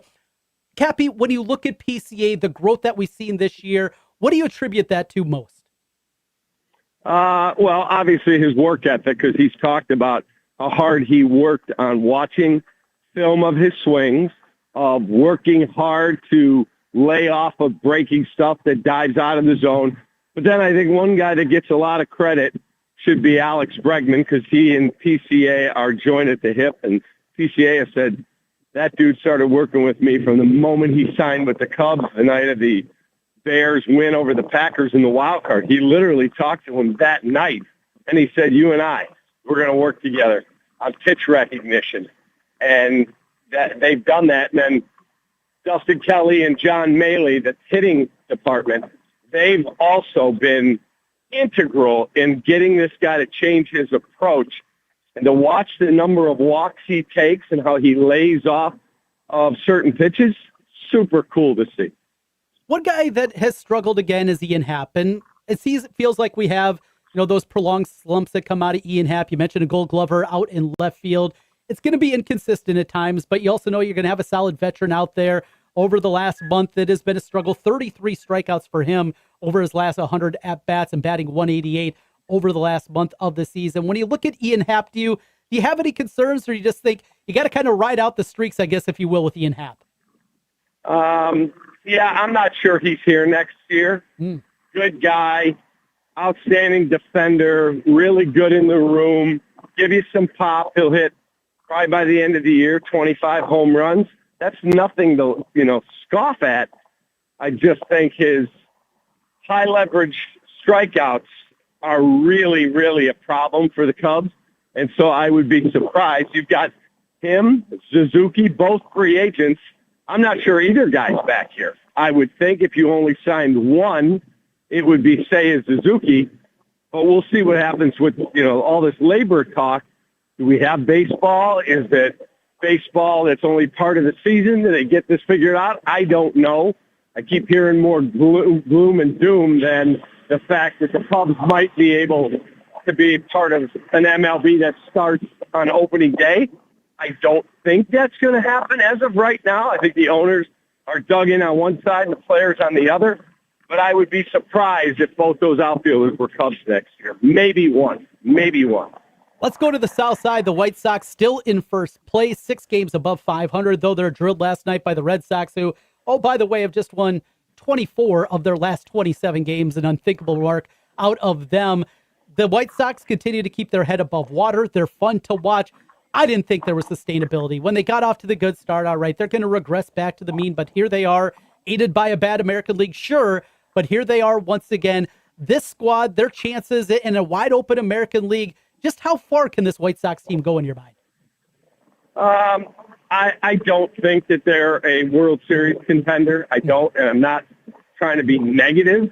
I think they're going to get to the postseason most likely. I just don't think they have enough pitching. And I was a little disappointed they didn't go out and acquire more pitching at the deadline. Like the Luis Castillo ad, he's okay. Yeah. He's fine. I mean, he's not great, but he's okay. The Brazoban from the Mets, that's a good addition in the bullpen. Now, the fact you were able to take on Castillo and move all the money that was owed to Sir Anthony Dominguez by taking on Castillo's money, that's good, but I thought you needed to get Clay Holmes, who the Cubs got, Robbie Ray, who got moved to the Padres. One of those guys that was out there, they needed to get, and they didn't do that. Didn't go all in at this point. One thing about this White Sox team is, as I mentioned, they're fun to watch. It's just the joy that comes out of them. And after what the White Sox were and just how bad it got, obviously 2 years ago, setting the loss record and on and on and on, that joy coming back to the South Side. Cappy, for you in Chicago, even though you are a Cubs fan and not a White Sox fan, boy, that's got to be fun to watch, because for those hardcore fans, they watched a lot of bad baseball recently. Yeah, and I'm not one of those Cubs fans that said I'm against the White Sox. My brother's a Sox fan. My business partner on my YouTube is a Sox fan. My radio partner, Sox fan, and one of my best friends is a VP over there. So I've got people in my life that are diehard White Sox fans, and I watch every game. It's hard to do a recap if you don't watch the games. So, I go in my basement. I got multiple TVs set up. It's what I do for a living. I'll have the Cubs on this afternoon. I'll have the White Sox on tonight. I like what they're building. I just wish they would have been a little more aggressive at the deadline, because it's a wide open American League, and we don't know if we have baseball next year because of this labor nonsense.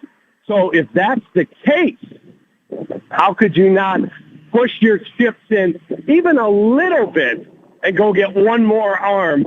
Because, Davis Martin was horrible last night. It has not been good over the last 6, 7, 8 weeks. He has not. It's very spotty. Eric Fetty, he's Eric Fetty. Anthony Kay, he's been okay. Not great. Like, who's starting game 2 of the playoffs for you? Sean Burke, who's going tonight, will start game 1. Who's starting game 2? I don't think you know the answer to that yet if you make the postseason. And if it started and game 2 was coming up tonight, I guess Davis Martin would be mine. But, yeah, that is a tough one, Cappy. I'm right there with you. And we know windows close quickly. These kind of things, when you see a young team do this, a lot of times the following year there's a regression back. Does that mean they're on the outside looking in and suddenly you said, hey, why didn't we try? And these opportunities can be so rare, so fleeting. I'm with you. When an opportunity is there, love to see a team go for it. And I don't know if we're ever going to see as wide open of an American League as we're seeing right now. Cap, before we run out of time, do want to talk some football with you, though. Want to get into the Bears, the big news of the week, and sadly, an injury. And it doesn't matter what NFL team you're talking about. It feels like these are the only real storylines, injuries that happen at this point. Kobe Bryant, it looked awful in the beginning, not quite as bad as maybe some people thought. It's not a season ender, but definitely an impactful injury to that Bears defense. Yeah, I was there when it happened, and he's a really good player. He's one of the captains of their defense, and they signed him for a $40 million 3-year deal away from the Seahawks, the defending Super Bowl champions, because they wanted a ball hawk, hard-hitting safety back there with the rookie Dylan Thieneman. And all of a sudden, the rookie's your best safety now, not Kobe Bryant. Now, he's not gone for the year. It's an 8 to 10-week injury, so you should see him back early October, which is great news. They got a real break there because I thought, that one doesn't look good. And take it from a guy who tore his ACL. It had a lot of scary moments when they were helping him off the field. Getting him back, that'll be huge. But you're right, Trent, that's what NFL football and training camp is. When you start hitting and putting the pads on, we're seeing guys get hurt all over the league. That's part of the deal, man. How much does this impact also Dylan Thieneman, bringing him in, starting his career at Purdue, finishing up at Oregon? Felt like, all right, you kind of marry him with a veteran back there in Kobe Bryant, a guy that can help him learn on the back end, at least in the early going. Now, he can still help, obviously. Bryant can still be out there, and after he gets the knee wrapped up and he's good to go, he can be out there helping him. But just the impact for a young guy and also trying to learn on the opposite side of the safety position. Well, you've got a rookie who's coming in now, highly drafted rookie, no question about it. He came from Oregon. He's a top 25 pick in the National Football League, and he's quick and he's talented. That's all great, and you can have Kobe Bryant in your ear all the time on the sideline. It's a big difference when Kobe Bryant is in the box making a big hit and you are playing your position.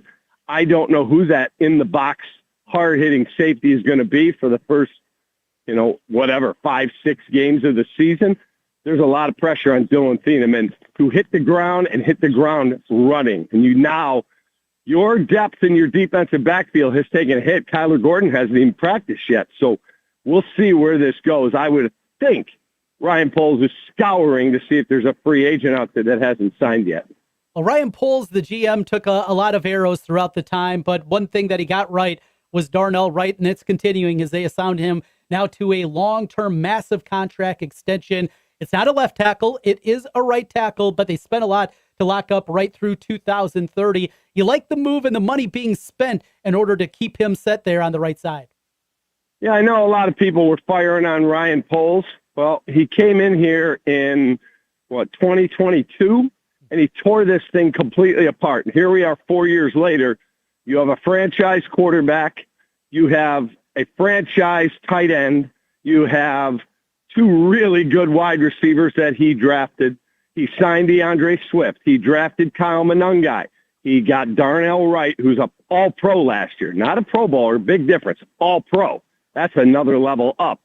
He got Jonah Jackson. He went and got Garrett Bradbury and Logan Jones. He got Joe Tooney. So he drafted Braxton Jones. He has put his fingerprints all over this roster. Is it a finished product? Oh, it's close offensively. They still need more defensively, even without Kobe Bryant's injury. So we'll see where it goes. But I think Ryan Poles has quieted every one of his critics. DJ Moore has moved on to the Buffalo Bills. Roma Dunze comes back. But most importantly for me, Luther Burden. I loved him at Missouri. Loved him in a Bears uniform last season. Just the glimpses. And boy, It sounds like Ben Johnson, he's not slowing down this hype train. He thinks Luther Burden can have a big year. Your thought on the second-year wideout? Well, I've got money on him to lead the NFL in yards. Ooh. So what price? 65 to 1, my friend. So I'm on that, and we'll see, where it goes. But he's a stud. When I was there the other day, he had a contested catch that I saw him make, and I went, okay, sign me up for more of that guy. That guy's a stud. Love that and love what it's going to be. Finally, Cappy, we'll let you go on this, and that is with the quarterback position. Caleb Williams now continuing the ascension we saw out of him a year ago. Pressure ramps up. There are bigger expectations, not just in Chicago, but now nationally for this Bears team and what they can do after the run a year ago. What you've seen from Caleb Williams during camp? He looks out. Yesterday was probably their worst, quote-unquote, day as an offense. There were a couple drops. There were a couple of they didn't get everybody lined up properly. But other than that, I mean, this guy has been just wildly impressive how he's throwing the football. And I was listening to a couple of his teammates talk to the media, and they both said, oh, my God, this guy, he's about 10 to 15 pounds lighter. He's chiseled. He's strong as can be. And they are all in that guy is showing tremendous leadership. So I know he's ranked as a top 10 quarterback on most lists now. He'll be top 5 after this season. Look forward to that. Looking forward to talking with you each and every week, Cappy. Thank you so much for your time. All right, congrats, man. You're the best.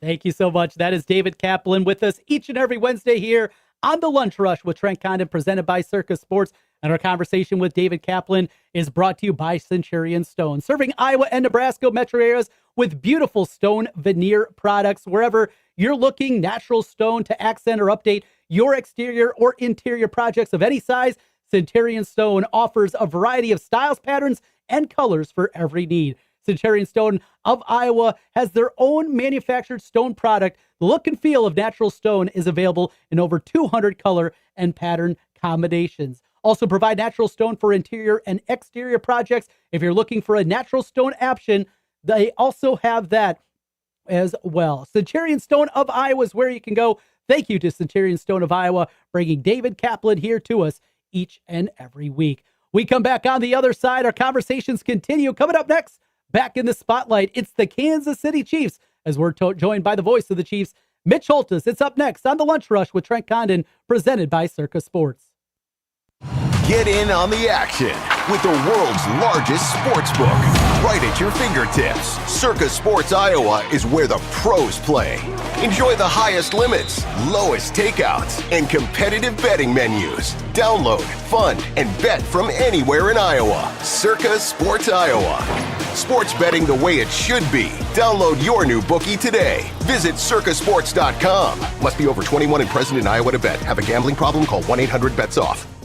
If recent hail may have impacted your home, contact Wolf Roofing. Our Hague certified inspectors provide free, honest assessments the Wolf way. And Wolf Roofing has been serving Central Iowa and the state of Iowa since 1993. If you're concerned about hail damage, reach out to Wolf Roofing. Free Hague certified inspectors deliver accurate, insurance trusted roof assessments you can rely on. Thorough, honest, the Wolf way. Check out Wolf Roofing online, wolfroofing.net. Trent Condon here, joined by Dr. Ethan Heisman from Elite Eye Care. Tell us a little bit about those back-to-school exams. Back-to-school eye exams should always be part of the back-to-school process for the kids. 80% of what our kids learn, it's through vision. So it's very important that the kids, even if you feel like they see okay, get in for an eye exam and make sure that everything's good so we don't have any vision problems that are interfering with their learning. And not just for the youngsters, everybody needs to take care of their eyes. Absolutely. Health problems, not just eye health problems that can be detected through your annual eye exam. That's Dr. Ethan Heisman, Elite Eye Care. Hello, my name is Dr. Kelsey Edwards with Fuller Associates Family Dentistry. I'd like to invite you to join our practice. If you're looking for a new dentist, we're accepting new patients. I'd love to create the smile you deserve in a judgment-free zone. We have 2 convenient locations to choose from in Des Moines and Altoona and offer extended evening hours. As a third-generation dentist, I've had the pleasure of following in my grandfather's footsteps and now working alongside Dr. Stephen Fuller. You can find Fuller Associates Family Dentistry on Facebook or Instagram or by calling us at 515-266-3437.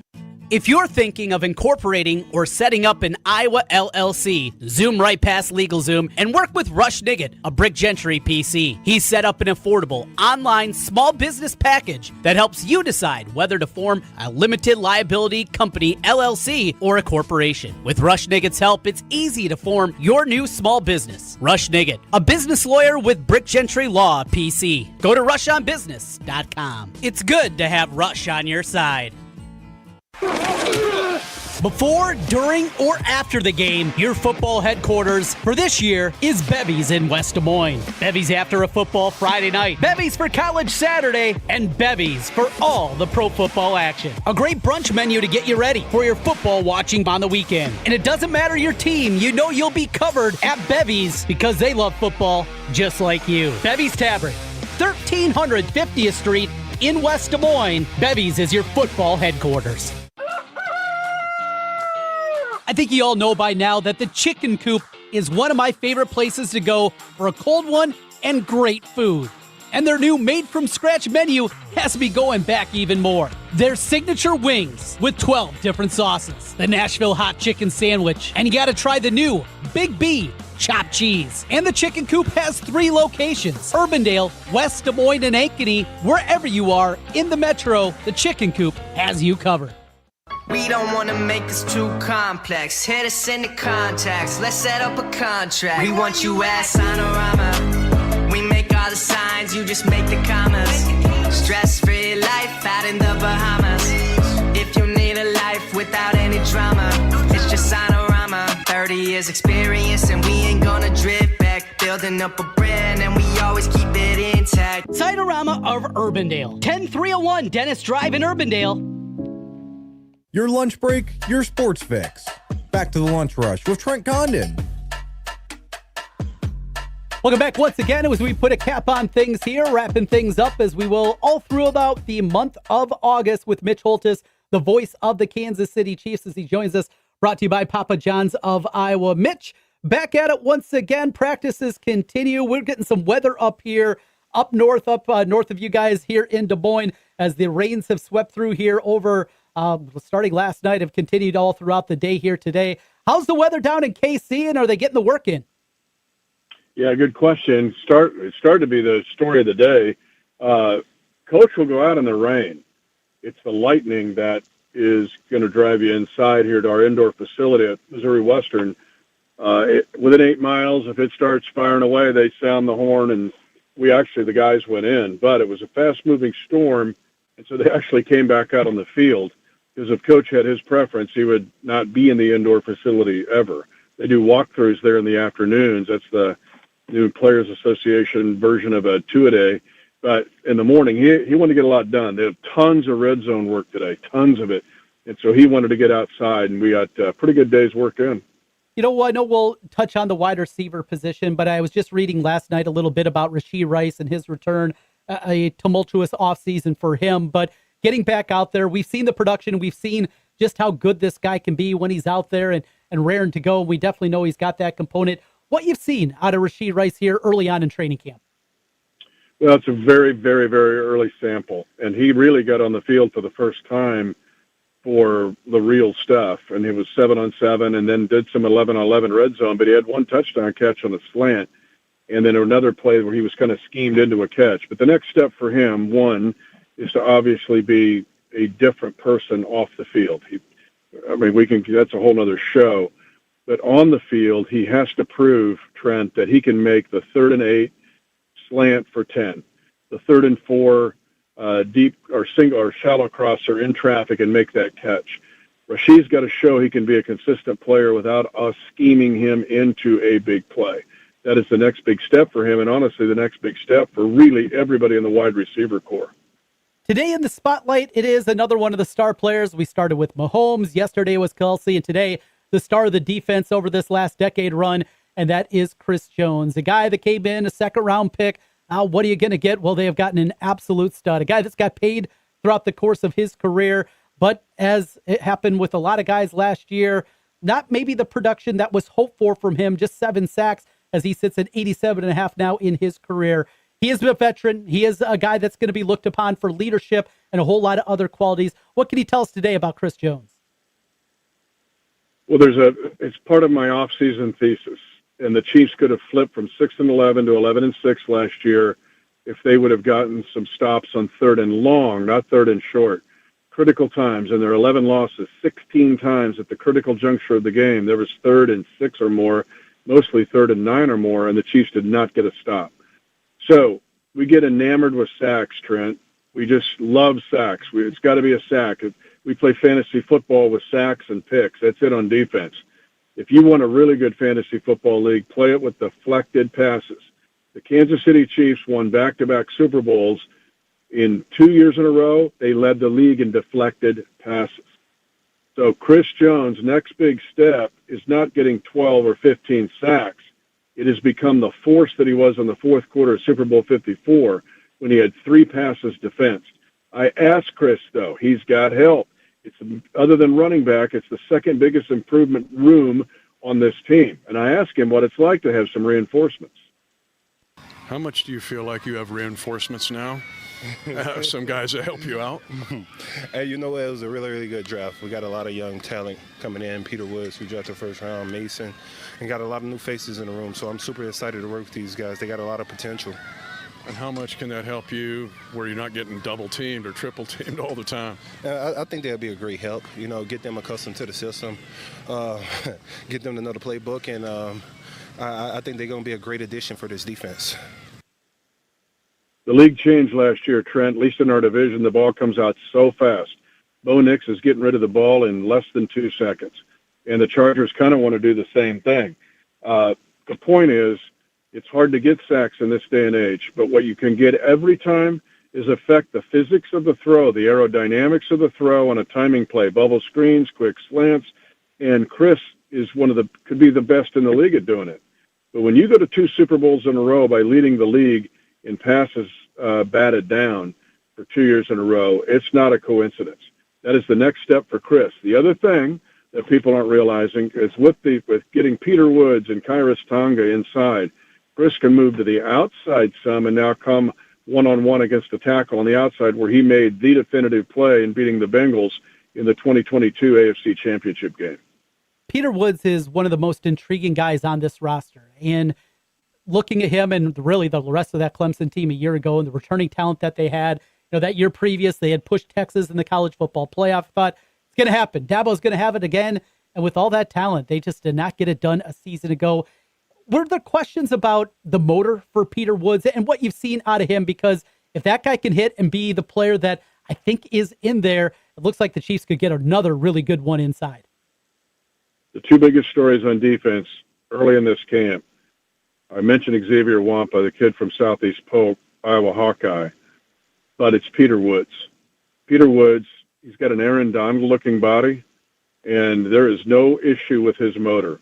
His one-step quickness is, other than Chris Jones early in his career, I've not seen anything like it in my 33 years.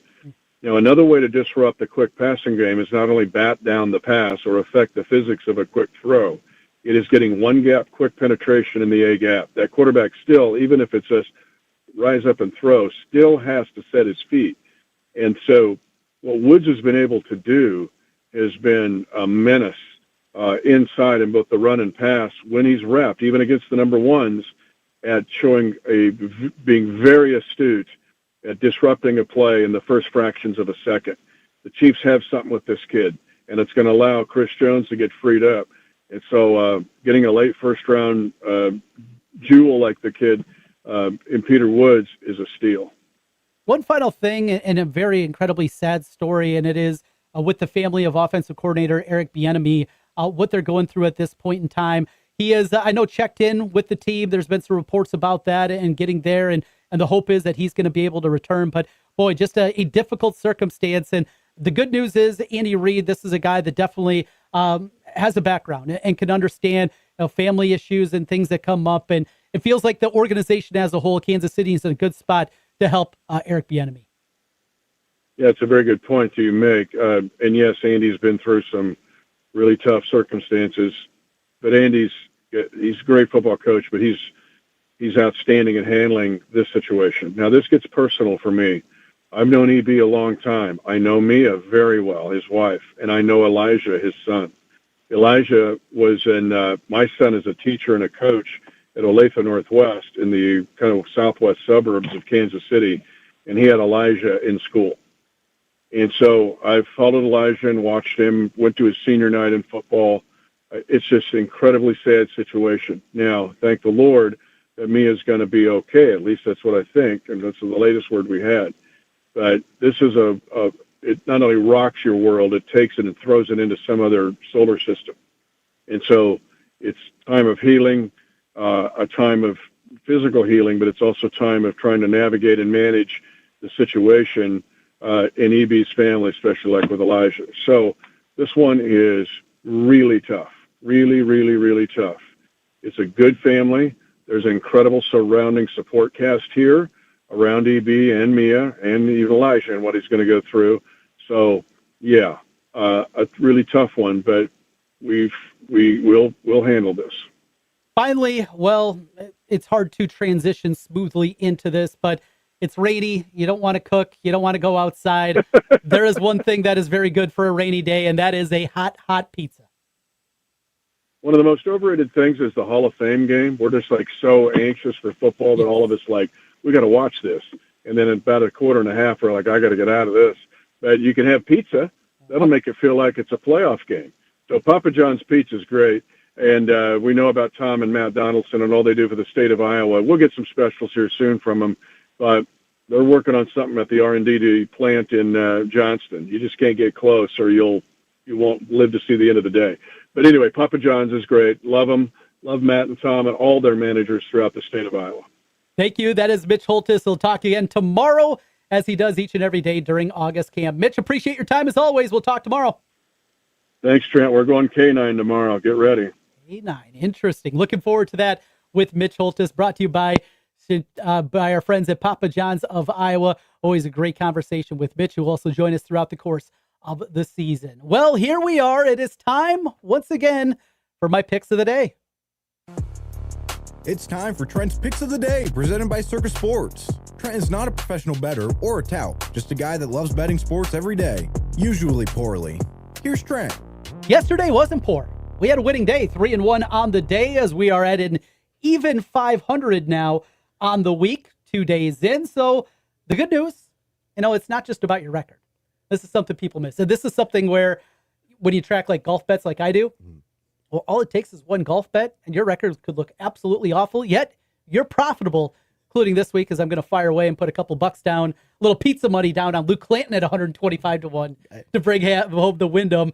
Drew, though, you were even better than me. You went 2-0 yesterday, so let's see if you can stay hot first. Yeah, let's hope. So today I got a 3-leg parlay. Ooh. We're going to go with Casey Mize, the brand new Padre. Uh-huh. Over 4.5 strikeouts. Over 4.5 strikeouts. He's been pitching well this year. He's got 2.7 ERA, just under 1 whip. So I believe he'll do pretty well, especially taking on the Arizona Diamondbacks, who tend to strike out. Mm-hmm. Combined with that, I got Phillies versus Nationals. Phillies money line. Give me the Phillies. Going with the Phillies. And the then, Nats have not looked good here these first couple nights. No. And then I got Brewers money line as well against the Pirates.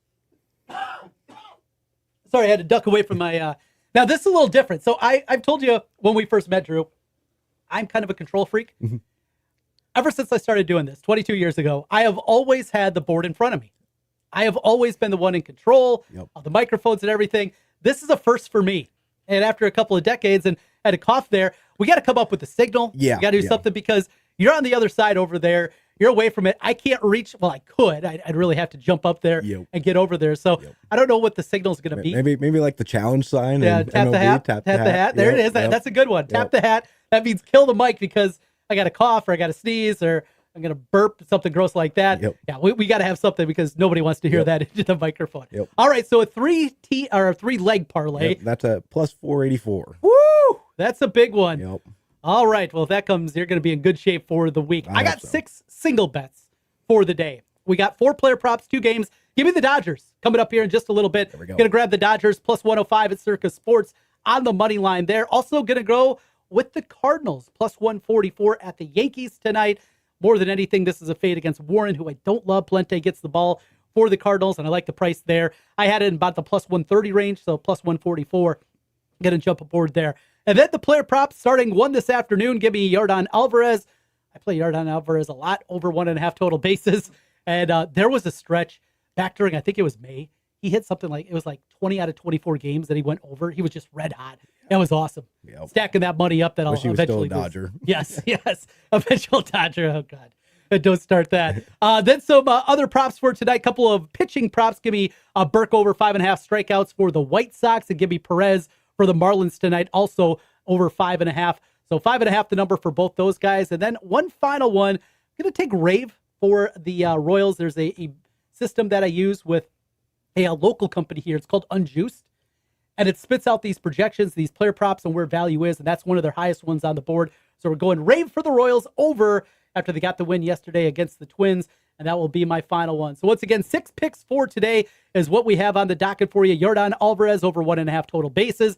Dodgers on the money line plus 105. Cardinals plus 144. Burke over 5.5 strikeouts. Perez over 5.5 strikeouts. And Rave over a half total base. If we get that done, we'll be stacking it up and trying to make a little bit of money, because overall at this point this week, though we're 4-4, we're up 0.3 units. Here we go. Not quite as good as your 2-0 mark. No, but still up. Still up. We'll take it. Yep. That's presented by Circa Sports. Speaking of Circa Sports, they got a great deal going on right now, an opportunity for you to bring in $250. Deposit $250, get $250 with Circa Sports. To celebrate America's 250th birthday, Circa Sports is giving you a chance to earn $250. Simply deposit $250 and bet $250. You'll receive $250 in your Circa Sports account. This applies to all accounts in Iowa, both new and existing. Out of time, Drew. Been fun. We'll talk again tomorrow. Yep. This is the Lunch Rush here on the Rush Radio Network. Coming up on the Rush Radio Network at 4 o'clock, it is Beyond the Bench with Sean and Lucas. And I'll be back with you tomorrow on the Rush Radio Network and ESPN Des Moines 102.1. Have a great day, everyone. America's turning 250 this year, and Circa Sports is celebrating by offering all users in Iowa $250. For everyone in Iowa, all you have to do is deposit $250 on your Circa Sports app, then play through that deposit. Once you do, Circa Sports will reward you with $250 right into your account. This is available for everyone in Iowa, new and existing users. Celebrate 250 years and find out more at circasports.com today. Must be 21 or older and in Iowa. Gambling problem? Call 1-800-GAMBLER. We are ready. We've waited for this one for a long time. The anticipation, the excitement, the intensity. The teams are on the field looking to build on last week's success. Construction doesn't need a play-by-play call, but it does need a team. Like the team at Graphite Construction Group. From concept to planning to building completion, our team is with you every step of the way. And the beam is up. Mitch, this isn't a field goal. You mean like it's a touchdown? Graphite Construction Group. Graphite Construction Group. We build it better. So, Russ, what do you do in the off-season? Mitch, we don't have an off-season. At the Chicken Coop,